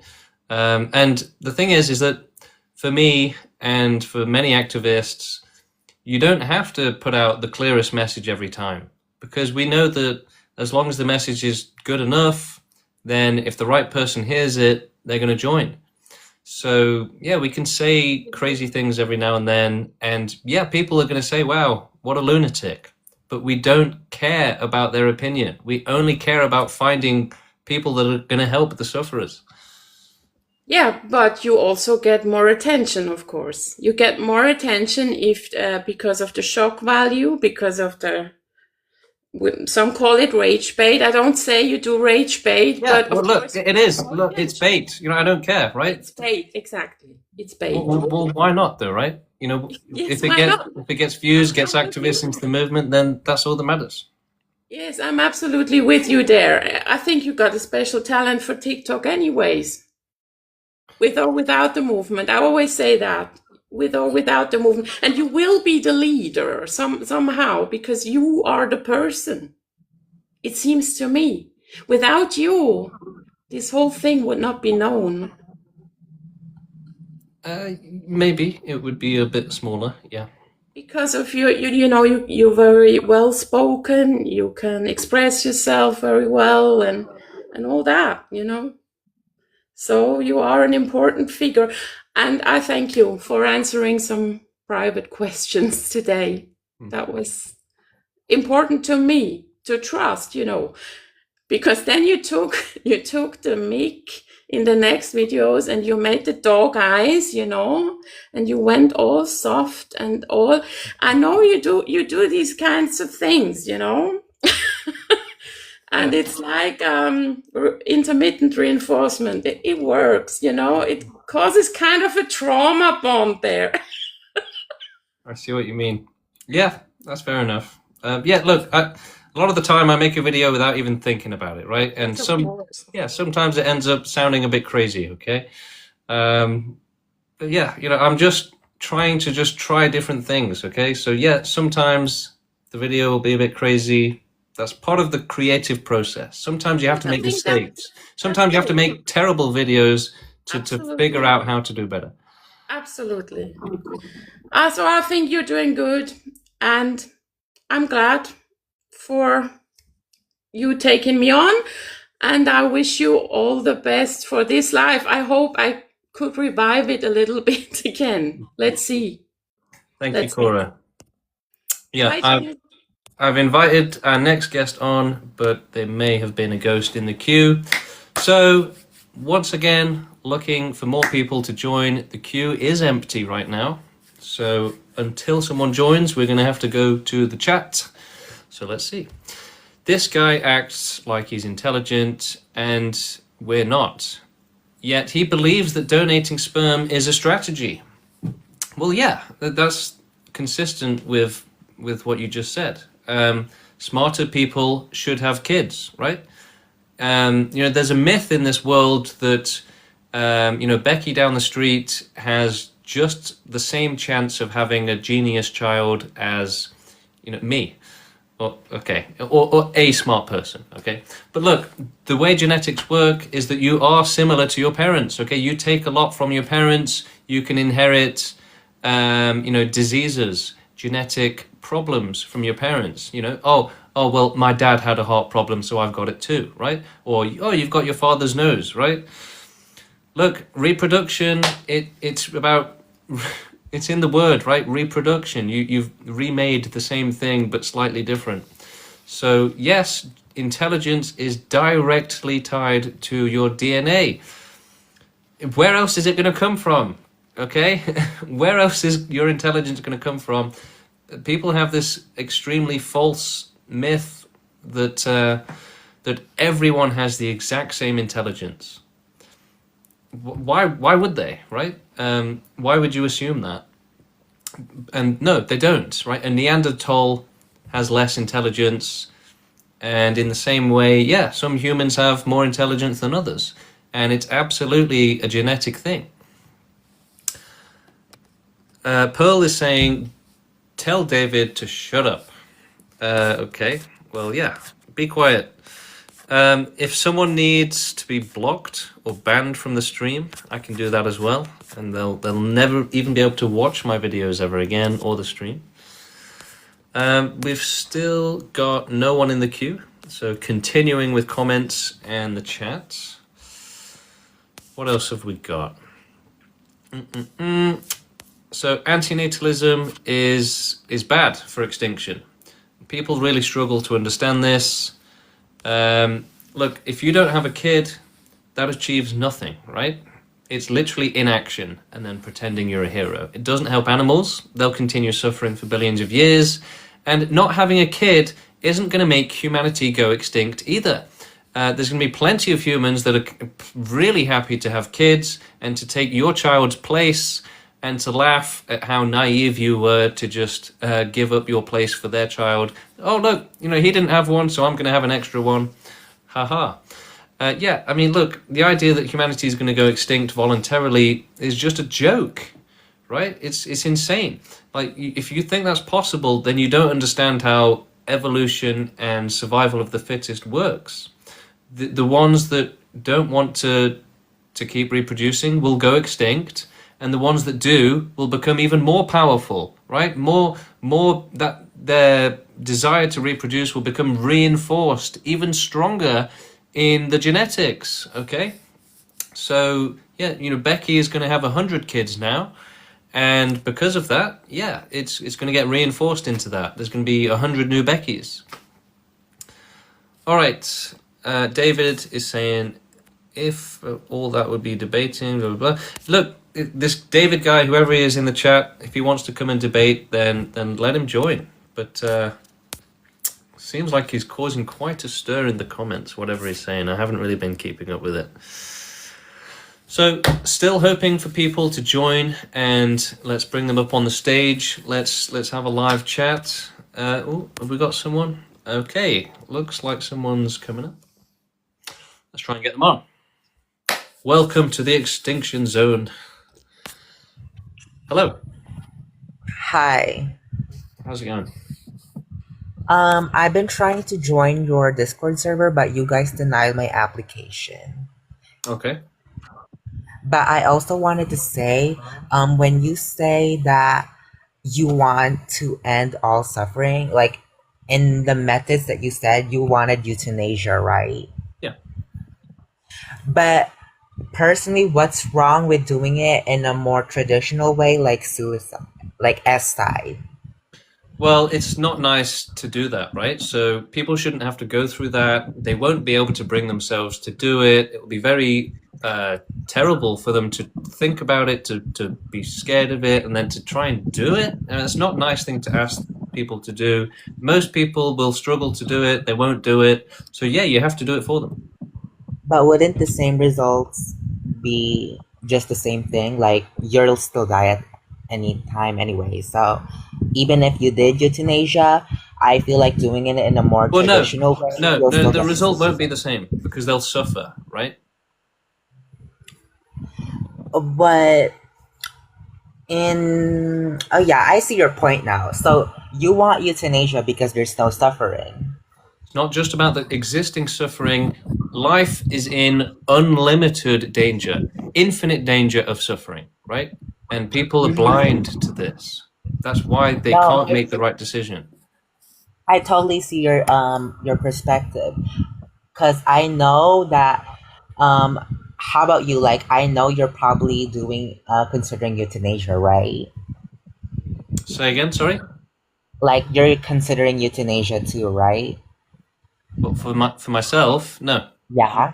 Wait, why not? Because then I won't be able to help other people. Oh, okay, so you're gonna have to advocate first before you do that. What do you mean? Like, you want to advocate euthanasia before. Well, no, it's not about euthanasia, it's about total extinction, and we have to grow the movement to make it possible. So, if we don't exist, then we can't cause total extinction. So does this apply to also people who are suffering from depression, or is this only for people who are normal, or is this for everyone? Well, total extinction, extinction by definition means that there's no one left, right? Oh, okay. But how would that be possible? How would you be able? Oh, yeah, I did read your Discord rules. Like, you said that you're also gonna annihilate domesticated animals, or like all animals. Well, everything. So there's no point saying this or that. It's just everything. Okay. So how do you think we would be able to do that? Because I feel like the only possible answer for that is a nuclear war. So. Well, no, like, nuclear bombs cannot cause extinction. It's physically impossible. So we need a better method than that, more advanced methods. But how would you be able to kill a planet? Because a planet also will still have life, even like wait, do you also consider organisms like the bacteria, the planktons? You also consider those as life? Yeah. Wait, how would you be able to kill those too? Well, there's lots of ways. But if you kill the planktons first, then there would be no oxygen, and we would also be suffering, and yeah. So we need to remove our dependence on animals and stuff, and maybe plants as well. And so you want to remove the plants first, like all the plants first. Well, no. And the animals. No. Look, it's going to be a bit by bit, phased sort of thing. We have to replace our dependence on them with technology, so that we can eat without having animals and breathe, etc. And then we also need to remove the animals and the plants and everything else as well. So it's going to be bit by bit. It's not all going to be in one go. It could take a long time. You might have to start here, start there, do a little bit there. Oh, it's slowing down here. It's going to be difficult. It's going to take a long time. It's going to be a big puzzle. And we're probably going to use AI to orchestrate the whole thing, because it will be very complicated. Okay. So, bit by bit. So you want to do it by replacing the animals with technology. Yeah. But when it comes to the plants and those planktons, those are the things that are producing oxygen for us. So if those things are gone, we're gonna all die in a suffering. Well, yeah. Kind of right way. now, DNA is more advanced than the technology that we have. That's why we exploit animals for their meat, for their leather. It's because DNA can do things that we can't, right? So we need to solve that problem and replace it. But look, given millions of years, I'm pretty sure our science and technology will be able to make all of this very easy. Okay. And how many years do you think this this bit by bit extinction of animals and plants is gonna take? How long do you think will that take? It's impossible to say, but personally, I think less than 1,000 years. So in 1,000 years, would you still be able to alive or that, or is there someone gonna be replacing after you?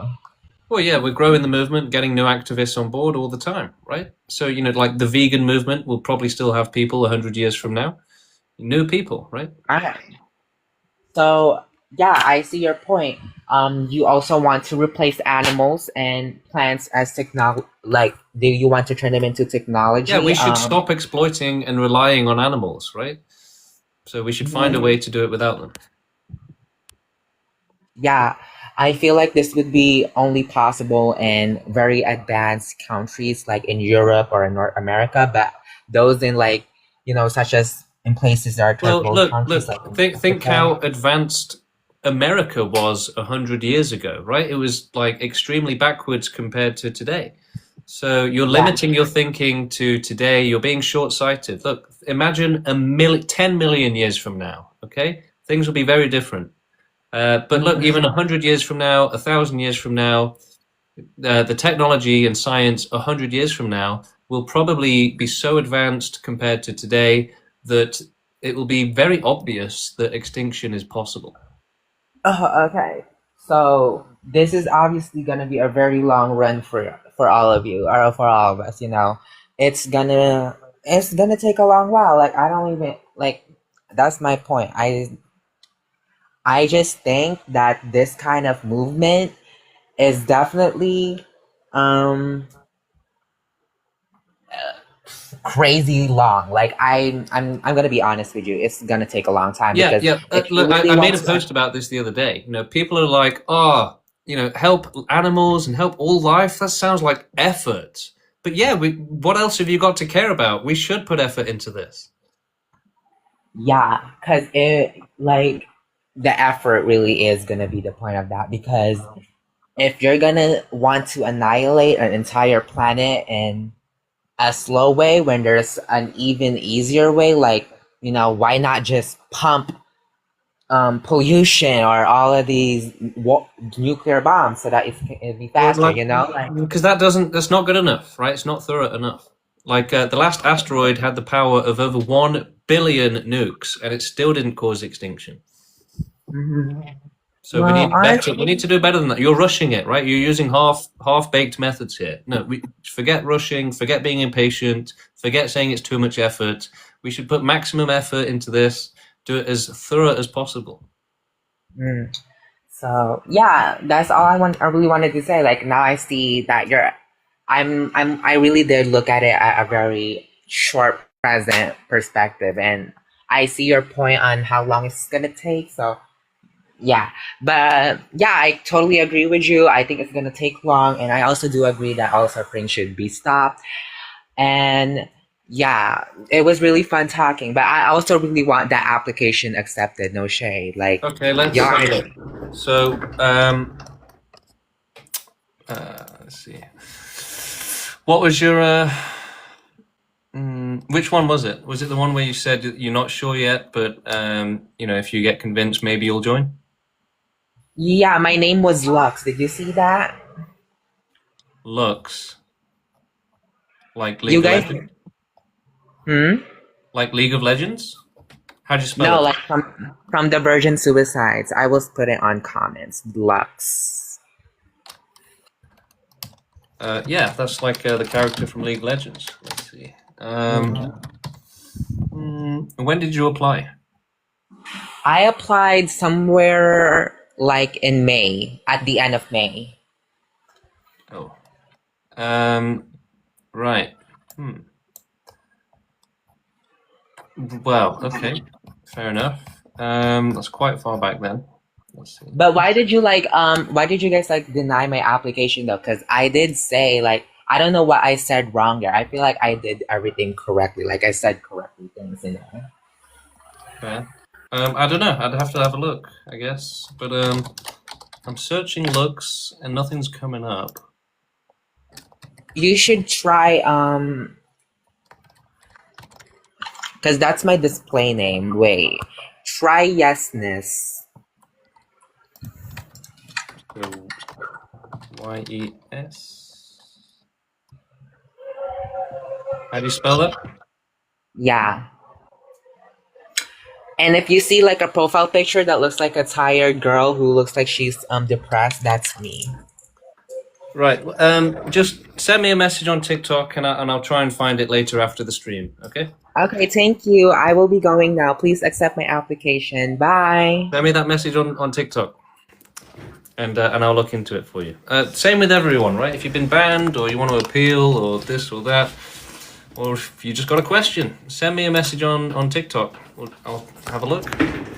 Okay, let's see who's next. Who's in the queue? Who have we got? DP. Let's try and bring them on. Drunken Peasant Podcast, maybe? Who is it? DP. Hello there. Hello.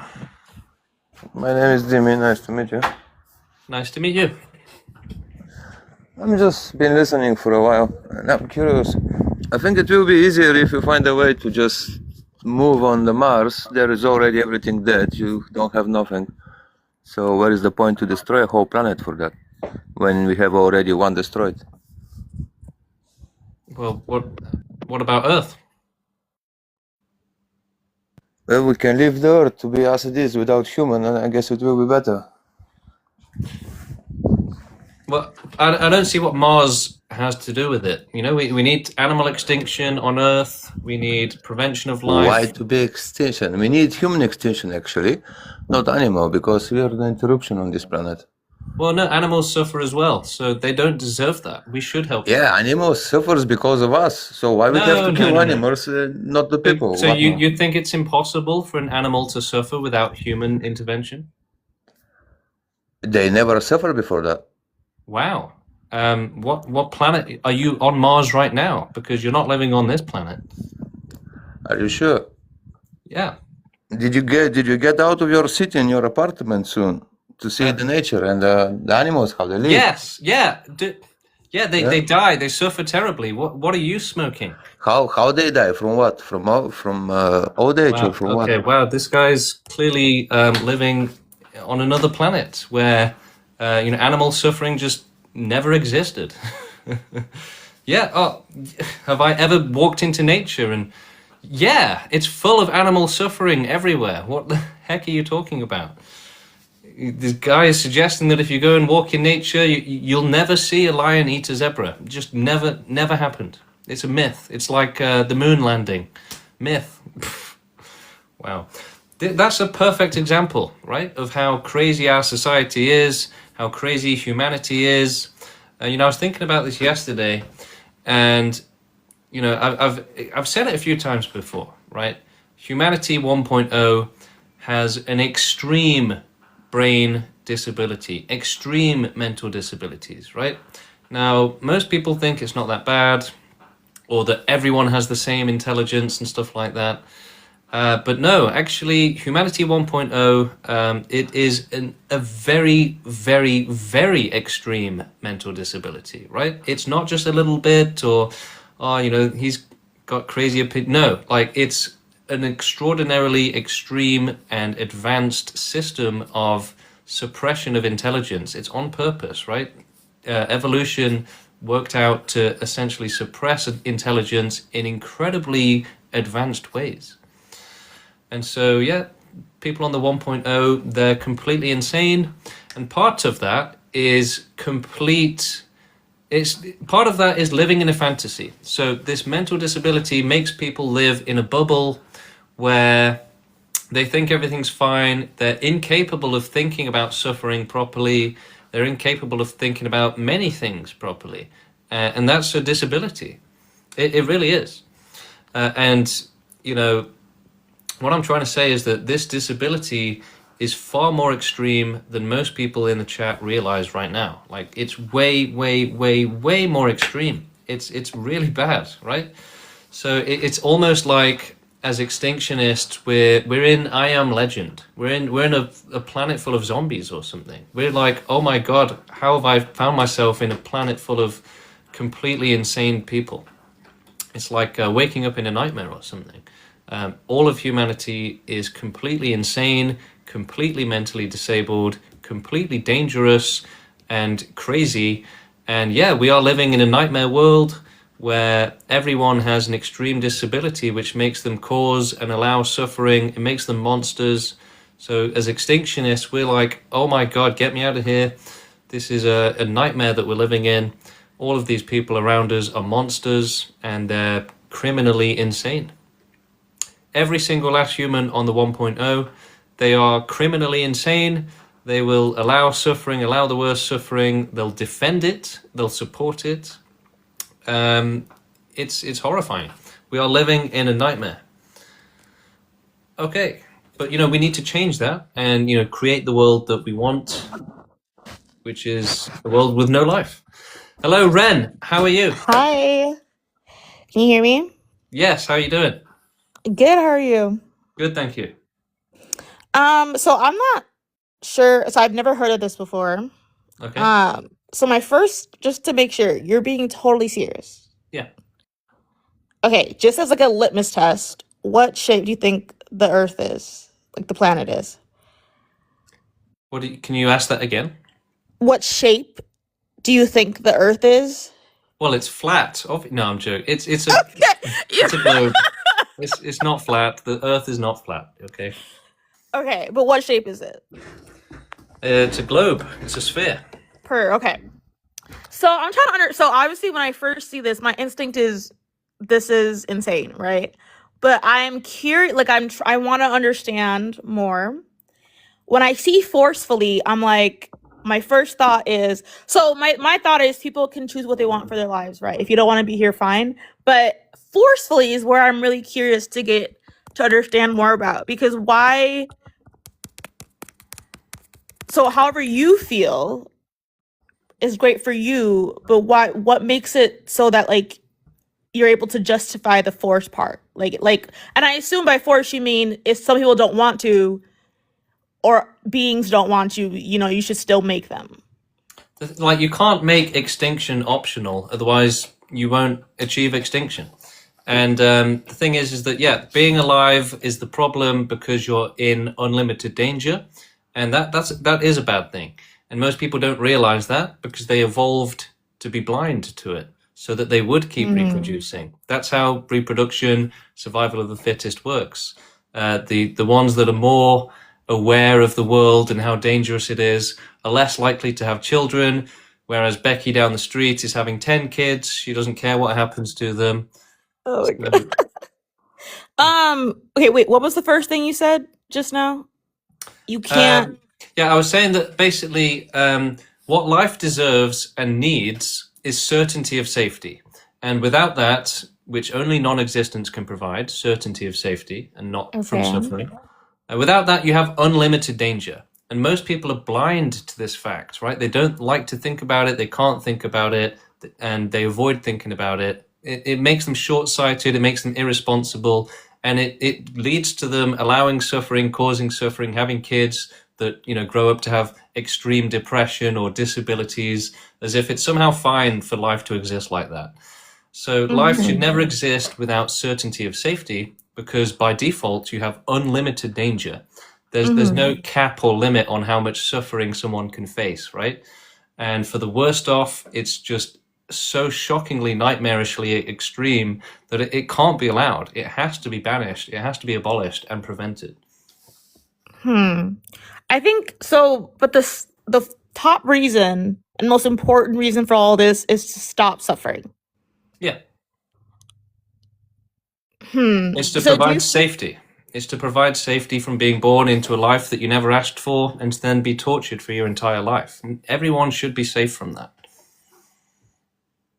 Okay, but again, I don't understand why. Because do you not feel that suffering sometimes people can choose suffering and prefer that suffering? But even if it's like momentarily, it doesn't. But you're saying sometimes, right? So that's you're saying it's an unfair system. Unfair system. Okay, it's like someone said, some people like to suffer, and I say, well, fine, but nobody should be forced to suffer. No, yeah, I don't think anybody likes to suffer. I'm not saying they like to suffer. I think by definition, probably. I'm thinking, okay, unfair system. That's a good point, though. Because I'm thinking of, for example, many of us, right? Life isn't fair, but many of us are willing to suffer for like our loved ones, right? Maybe if it's for a moment, whatever. And I'm thinking like, I think for me, you're making suffering the most important thing, and in my mind, there's things that go above that, like autonomy, and having like being able to make your own choice. So would And you not being help? Would you help? forced. Would you help someone that's being tortured, or would you help someone that wants to become slightly more autonomous? Okay, tortured Well, there you go. is who I would help. Yeah, being tortured is the most important thing, right? Those that are being tortured need help more than anyone else. But why is humanity? How is that analogous to like the human experience? We're being tortured. Well, lots of people are being tortured right now. Sure, but your point isn't Why do they deserve that? all the humans being tortured. Your point is let's end all of life. Well, we should make if it so that no one is tortured, right? Yes, and I think that there's ways to do that without extinction, though. Like what? So, How can you provide That's- certainty of safety without extinction? well, I'm not saying certainty of safety. Well, then again, so that doesn't help suffering, then, right? If without certainty of safety, you've got unlimited suffering Unlimited suffering. or unlimited potential for suffering. Yeah.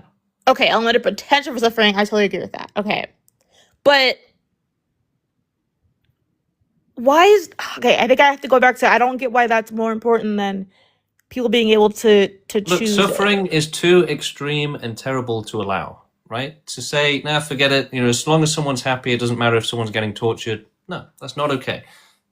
Nobody should be tortured just so that someone else can have fun at their expense. But why is it torture? You keep saying torture. Again, if you're saving somebody in some place who's getting tortured, I'm like, okay, but that's not what you're saying. You're saying everybody. But no, I'm saying torture in terms of suffering, right? You're getting tortured by cancer or by a person, whatever, depression. It feels like torture. Okay. It's valid. That's very true. It feels like torture, yes. I guess I don't understand why I place like choice and autonomy above suffering. But for some reason, Safety I first, right? Safety first, fairness first. Look, basically, think of it this way: this world is effectively hell, and a small minority is having fun in hell and is saying, "Well, let everyone else burn because I'm having fun." So, why should we care about their suffering? That's basically accurate. Yeah. Well, why? Okay, wait. The last bit you said. Why should we care about what was the last bit you just said?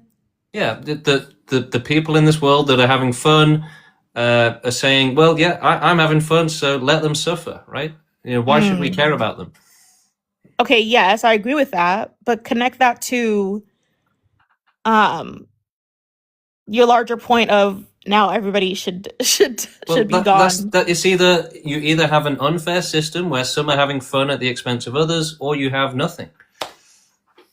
And in your opinion, it's impossible to have a fair system.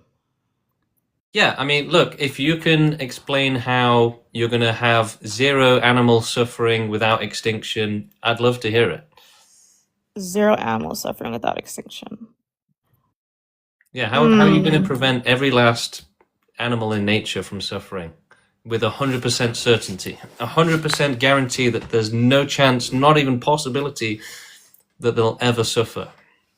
Because that's it. Without certainty of safety, 100% certainty, which only non-existence can provide, then the alternative is unlimited potential of suffering, right? You can't limit how much suffering a life form experiences, and it can be way worse than people like to admit. Okay.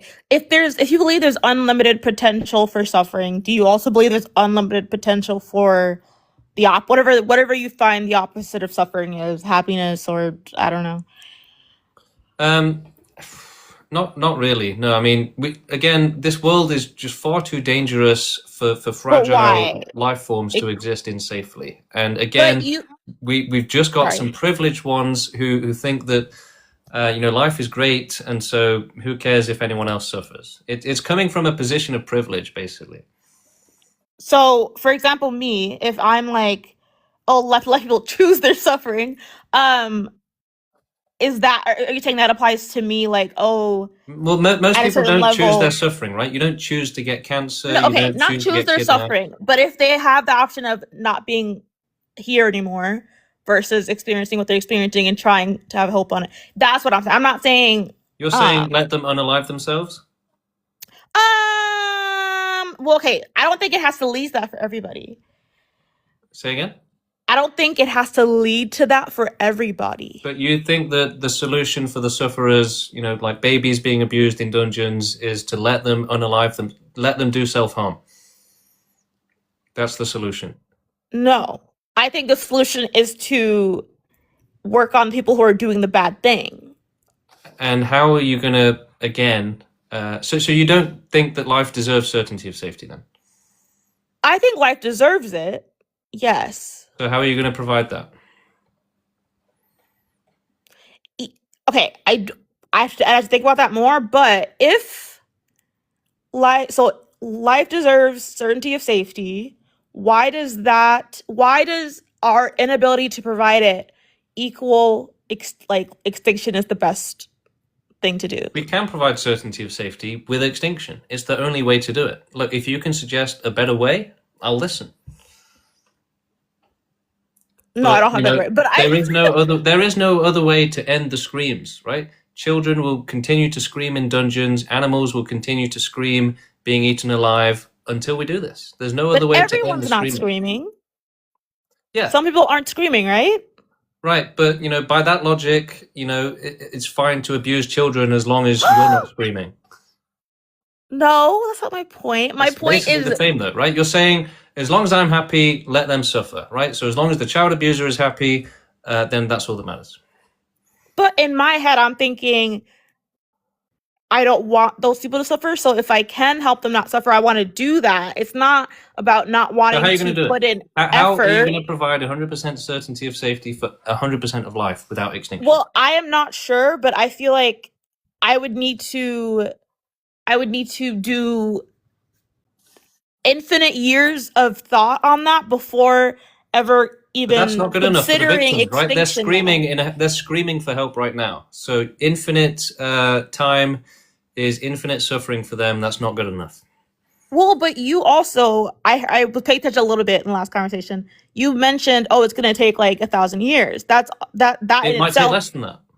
Sure, but it's not like this is happening immediately. So both of our, It could do. not that I have a suggestion. It but, may happen tomorrow. Who knows? Okay, same thing with the other perspective then, no? Like maybe tomorrow we'll figure But we out a should way go with the to more end all realistic suffering. option. We have to go with the more realistic option. Okay, but you're deciding that that's the more realistic option. Yes. Yeah. I mean, the people in charge of this should absolutely make that decision. No, see, it goes back to the autonomy thing because again, you think it's the most realistic option, but some people. Okay, have you spent the last year of your life looking into this, like every day? So yeah, someone should do that. We are doing it. What more do you want? So looking into what? Like, is this more of like a moral, like it's a moral belief? It's not a belief. We have a moral obligation to the sufferers, right? They need help. So it is about morality, is what I was trying to understand. Empathy, morality, compassion. Yeah. Okay, that's the crux of it. Okay, I can get on board with that. I get on board, and again, I'm not. When I say not again, but when I say, look, I made a video today saying if you could fully empathize with the sufferers in this world, then you would say, "Oh my God, that is so insanely terrible. We have to stop this now." Right? Yes. But most people can't do that. They cannot accurately think about suffering. They cannot empathize with others properly. They genuinely have a defect which prevents them from doing it. And so they can't understand why suffering is bad because they evolved to not be able to understand that. Because if they did, then they wouldn't be having kids. And those that did understand it didn't have kids. Those that didn't did have kids. And now we've got a world full of Beckys having 10 kids and not caring what happens to them because we evolved that way. Evolution doesn't just make you better. It only makes you better at reproducing. So the most important thing is reproduction for evolution and genetics. And so it's not about, life doesn't just get better and better and better. No, it gets better at reproducing. And being animalistic and primitive and not caring about suffering or caring about anyone else is what will make you selfishly survive, steal from others, kill animals and eat them, and have loads of kids and put them to work in your fields, right? So we evolved to be monsters and to be incapable of understanding why suffering is bad, why it's terrible, and incapable of empathizing with others. You know, if empathy directly went against life and reproduction, the more you empathized with others, the less likely you were to kill animals and eat them, the less likely you were to steal so that you can survive and the other person dies. So it's survival of the most cruel, survival of the most selfish. Okay. I get But all. if you could understand the suffering of others, which again we Mhm. evolved not to be able to do, but if you could, which we can, because we're genetic anomalies, we were born with more empathy, so we can understand it and feel it. If you can understand how bad suffering is, you would say, "Whoa, that is outrageous! That's nightmarishly shocking! Jesus, wow, we have to stop it!" Right? And we understand that, we feel it, but most people are protected from that by So, yeah. oh, sorry, go ahead. No, So, you. so everything you're saying, assuming it's all true, where would I go to find, like, what source would I go to find the point you're saying about, like, we've evolved to become people who can't understand, like, empathy or whatever you were saying, and like we're incapable, and then some people are genetic anomalies. Like, I'm trying to understand, like, how much of this is really, like, when you say genetic, are you genuinely like there is this gene or something that we have named and pinpointed and researched? Like, I want to understand that. Yeah, we've done quite a lot of research on it. In terms of more resources on that, we've done podcasts on it. So let me see. Yeah, like our podcast episode on materialism and determinism is probably one of the best podcast episodes on it. So our Pro-Extinction podcast is on all major platforms, including YouTube, Apple, Spotify, and I'm just going to bring up which episode it is if you want to watch it. But me and Steve run a podcast. Steve is the person that created this movement. And one of the first things that we did when I joined, he said, "Oh, let's start a podcast together." So we did. And we've now got 26 episodes on it. And they're all like 1 to 2 hours long, full of detailed information. And Steve is the biotech degree holder. So Steve has actually gone to university and has more of a academic background in this stuff than I do. And he goes into a lot of the science on it and a lot of the genetics. So yeah, episode 16, materialism and determinism. That's a really good one. There's a few more episodes on it, and we talk about it a lot in the podcast anyway. But that's a good one. Okay, so if I had wanted to find, say, like, peer-reviewed sources on any of this, you're saying Steve might be the best person to, like, reach out to about that or talk to about that. Yeah, I mean, a lot of Steve's information, not all of it, in fact, a minority of it, but an important amount of Steve's information comes from someone called Robert Sapolsky. And Robert Sapolsky is an American academic and neuroscientist. And yeah, you should read into him. He's done all of the real science, the peer-reviewed stuff on this, and he's written several books. Like his How do you most spell famous his one last is name? he's got Determined, a science of life without free will. So yeah, most people think that we have free will, and they think that we all get born with the exact same intelligence and the same brain. But that's also a primitive way of thinking. And the much smarter way of thinking is to understand that human behavior and animal behavior is determined by genetics massively. So each human, their personality is massively determined by genetics. And people hate this idea. They want to think that they're the masters of their own destiny. But we actually evolved to be incapable of understanding that behavior is genetically caused, and to get angry at people instead of understanding why they're doing what they're doing.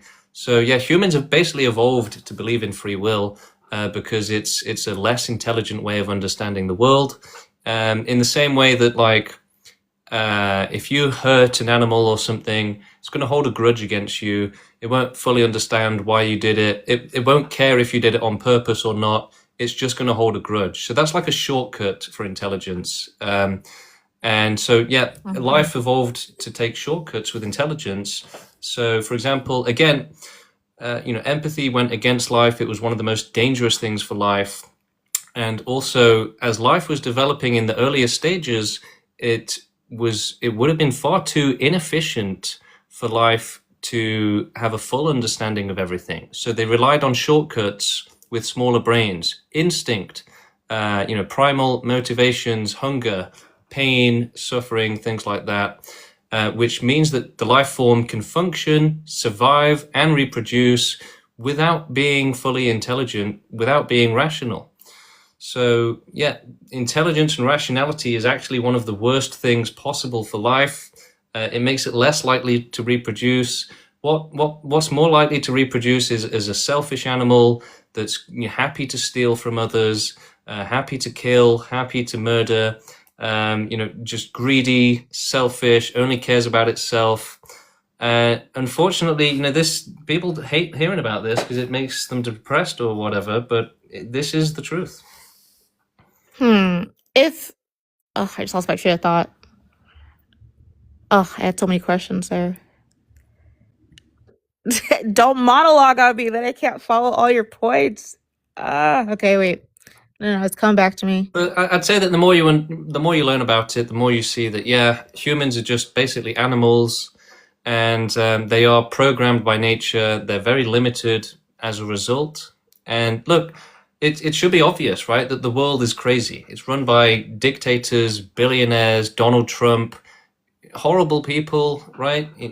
How many atrocities are going on around the world right now? How many wars? How much racism, sexism? We evolved to be animalistic and evil, basically, because that was the only thing that benefited reproduction. And everything revolves around reproduction, basically. And so yeah, the nicer people weren't going to be as successful at reproducing as Becky down the street having 10 kids and stealing from her neighbors and killing animals and killing people and stealing their stuff. It is survival of the most animalistic, survival of the most selfish. And you should watch the film Idiocracy, right? That's a great film that kind of explains this as well.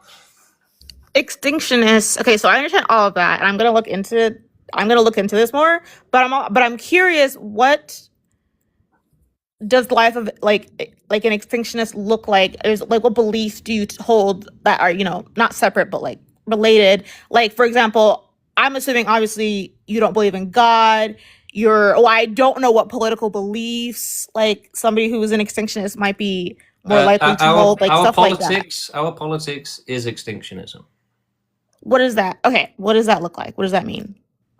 Well, we need to grow the movement until we have enough people to take over the world, run it ethically, and start carrying out total extinction for animals, prevention of life developing again. So, prevention of suffering, prevention of life, not just getting rid of it, but preventing it coming back.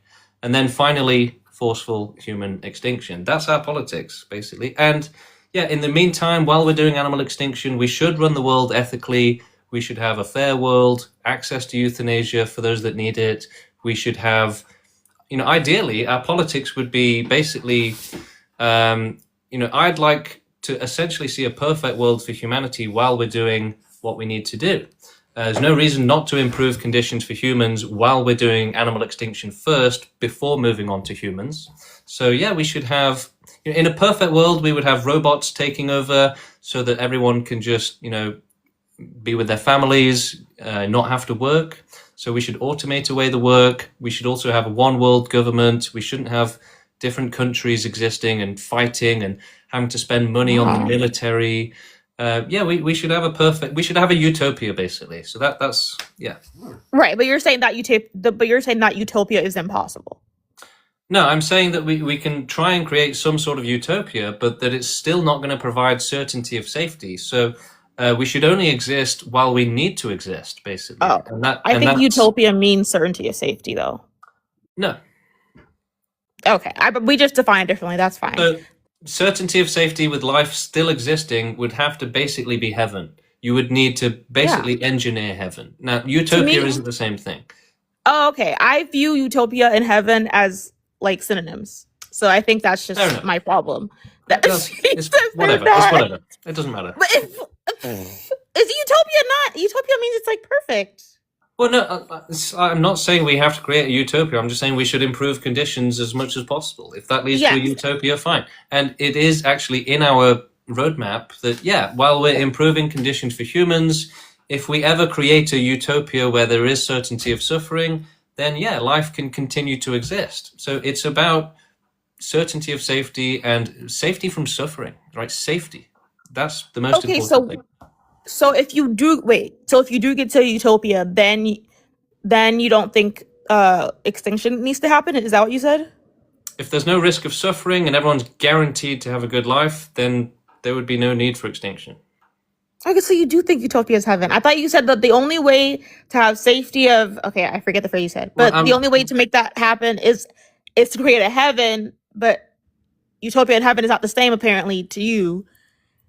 I mean, it doesn't really matter what we define it as, but... well, sure, I know, but I'm trying to use it to connect to other parts of things that you're saying, and it's going to confuse me. But while we're doing animal extinction, humanity has to exist to do that, right? Yes, I agree with that. So while we have moral obligation to help animals, create a system of defense and prevention of life existing, we need to help achieve that, and then we need to make sure that human extinction happens. So while we have moral obligation, while we need to exist so that we can help provide that safety, we should exist and we should have the best conditions possible while doing it.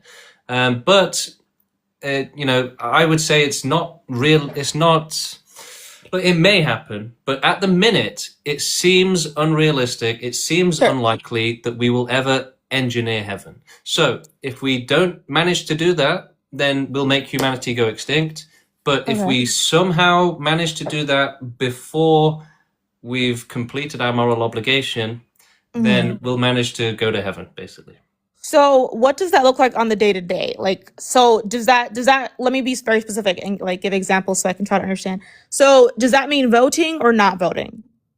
Like in just locally, whatever, wherever you live, what is most in alignment with extinctionism?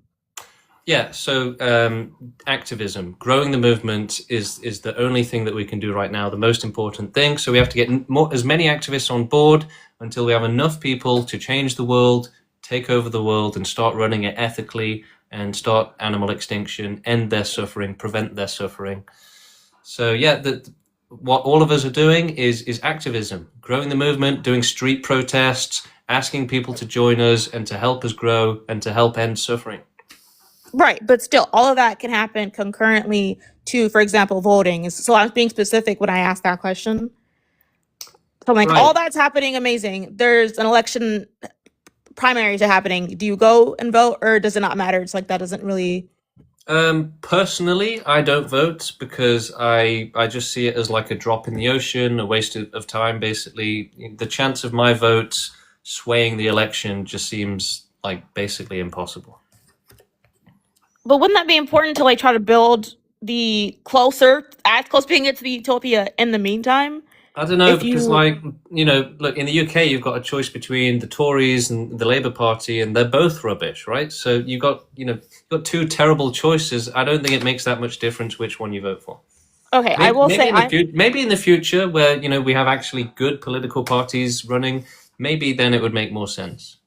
So I live in the US and it's very similar in that there's two parties and if they both suck. But my thing there is like you just now said, maybe in the future we'll have better options, but how do you get to the better options? By voting. And if everybody see, voting doesn't get you better options. It never has, right? Voting has existed for thousands of years, and what's it gotten us? Donald Trump. Okay, but it also gave us previous leaders who were still bad, but weren't as bad as Donald Trump. And if you But compare look, like voting today, isn't going to do anything, right? You vote like once every few years. It does basically nothing. No, thinking that voting is actually doing anything is a myth. It's an illusion, a delusion. okay, You I don't have know to about spend that. time, grow the movement, get the message out there. Just But it's not dropping like a you vote can't does do nothing. both at the same time, though. Because Okay, sure, as vote, you're whatever. as you But but look, I'm saying if your you're end talking about goal. doing something once every 4 years, right? That takes like barely any time, so it's basically irrelevant. Okay, well, interesting. Okay, so then extinctionists don't have like I'm gonna say typical views on politics, like they don't take stances on like all those fun um We try to just not get overly involved. It'll be a waste of time. So yeah, I mean, we should run the world ethically and in a much more ethical way than it's being run now. It's as simple as that. how do extinctionists eventually take control of like the world and like have hold power so that they can run the world more ethically? How do you get there? Well, step one is growing the movement, getting more people on board, getting more resources. It's a similar pattern to a lot of movements throughout history, right? It's Okay. grassroots. You have to organize, come together, like unionize almost, right? You have to come together, do activism, grow the movement, make it possible. So you have all the resources and the people. Now what? Then what do you do? Well, we might have to do a revolution, a coup, or we might have, or maybe we'll be able to, just run for office and be better than the other candidates. Who knows? Office? Did you just tell me not to vote? Why are you talking about Yeah, office but now? look, voting for Biden or Trump isn't going to change the world, okay? So Okay. it's a delusion to think that you're actually achieving anything by doing that. But what's going to happen is once you get to that point, right, where you're trying to put a better, like an actual person who's has empathy in office, there's going to be people like you who are like, oh well, I'm not. It's Biden versus Trump. Like I don't even care. It doesn't matter. Do you not see what I'm saying? Not really. I'm saying if I drink the Kool-Aid and I'm like, cool, I agree with all this. I'm trying to be like, okay, what does the life of an extinctionist look like? And when I find little cracks, I'm like, huh? I'm confused here. Because if the goal, in the meantime, at least, priority number one, end suffering, right? But if the goal in the meantime is to make life as good as it can be, and work towards that. That's not the goal. No, that's just like just something we do on the side. Okay. The sufferers are the priority.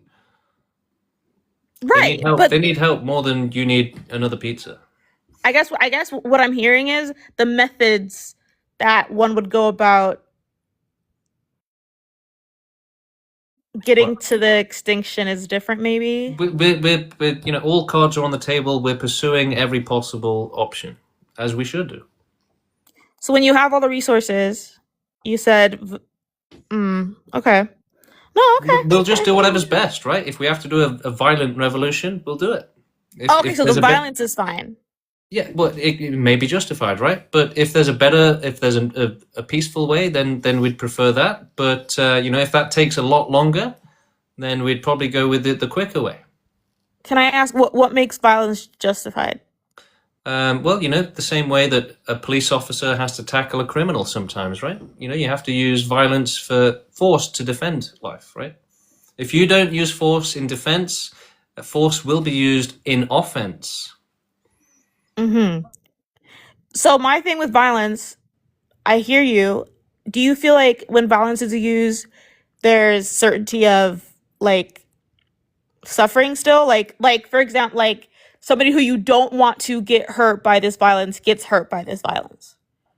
Yeah, no, that's like we're totally inevitable? fine. We're totally fine with causing suffering in the pursuit of ending suffering. If you had a zero policy, if you didn't cause any suffering in the pursuit of ending suffering, then you wouldn't achieve it, right? Okay, that confuses how me. well can a pacifist defend themselves? Not very well. They're going to get splattered, right? Okay. I don't know. Okay, when I just heard that phrase, you gotta, like, we don't care about suffering in the pursuit of stopping suffering, I'm like seeing a We loop. do care, but you know, sometimes it's the lesser evil, right? The lesser of two evils. Would you murder Hitler to prevent the Holocaust, or would you say no? We can't do that. Let him do the Holocaust. We can't murder Hitler. Well, some people would say you can't because Well, that what would if? be stupid, wouldn't it?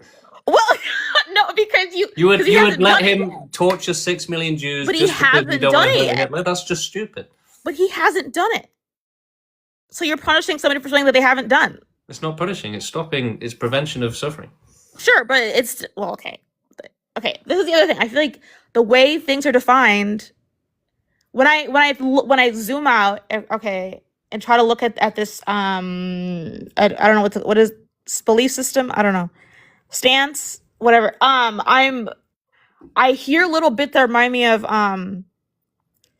Hitler. think of anything. Yeah, Hitler. Yeah, honestly, no, because There's going to be a lot more Hitlers if we don't do Extinction.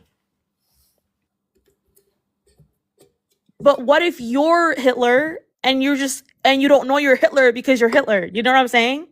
So you're just making more Hitlers. Yeah, look, the life lovers, the oppressors of this world will see us as Hitler, right? But the sufferers who actually need help, who aren't, you know, selfishly making others suffer and exploiting them, the sufferers will embrace this. They need the safety. Okay. Look, I get people message me every single day saying, please, can you help me kill myself, right? They need this, right? They're begging for it every single day and then being denied access to euthanasia, denied access to assisted suicide. They're being tortured by life, by diseases, by depression, by family, whatever it is, right? They're begging for death. Okay, not to go back to the voting thing, but the way to make euthanasia, like the way to make that a possibility is to like care enough about it to like vote. Do you know what I mean? Like No. I just keep going back. No. No. Ren, I'm going to end it there because the idea that voting makes you a hero is a joke, okay? It's a joke. And I'm not going to entertain it anymore. Voting is like it's like antinatalism. It's like doing nothing and then thinking you're a hero. Hello, how you doing? Hey, I'm good. Oh my gosh. So basically, I wanted to talk about like, do you think matriarchal society would be different in a way? Because we're like based on a patriarchy. But like, do you think it would be different in a matriarchy society? Like a matriarchal one? No, I don't think Or it would would you have the be. same? I Yeah, think because it would be we're the still same. both. Yeah, probably. Because I do think a lot on both sides, but I love your like ideas and everything, and I definitely do like agree. But Look, I feel like it I'm would also watching be a bit Wentworth at the different. minute, and I can tell you that Yeah, women can be pretty nasty as well. yeah, I can definitely tell. But there is like differences in some like ideas and stuff. But I do love your ideas and everything. Definitely. Like I definitely do follow that. Like the existential like elk theory and stuff. I see a lot in that. Like how humans, just their brains have grown like too like intelligent to like realize. Yo, bud, you tell this redhead that I'm trying to sleep? Okay. But yeah, definitely. All right, we'll let your partner sleep, and we'll move on to our next guest. But yes, you know, unfortunately, the more selfish you were, the more likely you were to survive and pass on your genes. And it's not tabula rasa. You are born with the propensity to be more selfish. People refuse to believe this. They refuse to believe that you can be born more selfish or more selfless, but you can. Hello, how you doing? Hello. How's it going? It's great. We talked earlier. Yeah, I saw on one of your videos you want to run for Prime Minister of the UK. Vote for me as Prime Minister. Yeah, and I think it's the best time to do so because, you know, the UK is becoming more secular. Between the ages of 14 or 16, 61% identify with no religion whatsoever. But even atheists. Not all atheists are going to agree with pro-extinctionism because some are secular humanists, for example, or Yeah. you know, Most won't. Most over 99% of the planet will never agree to extinction. yeah, really. And we were as you know, I was on the WhatsApp group, and some people were giving their suggestions on logos we could use, and Yep. most were suggesting logos with a red and white palette. That's And correct. someone pointed out that, unfortunately, this palette has been utilized by extremist groups and anarchist groups in the past. Yeah. Which is why I think we should do something a little bit different, like using a teal and black color palette, for example, which may symbolize a little dissolution or calm finality.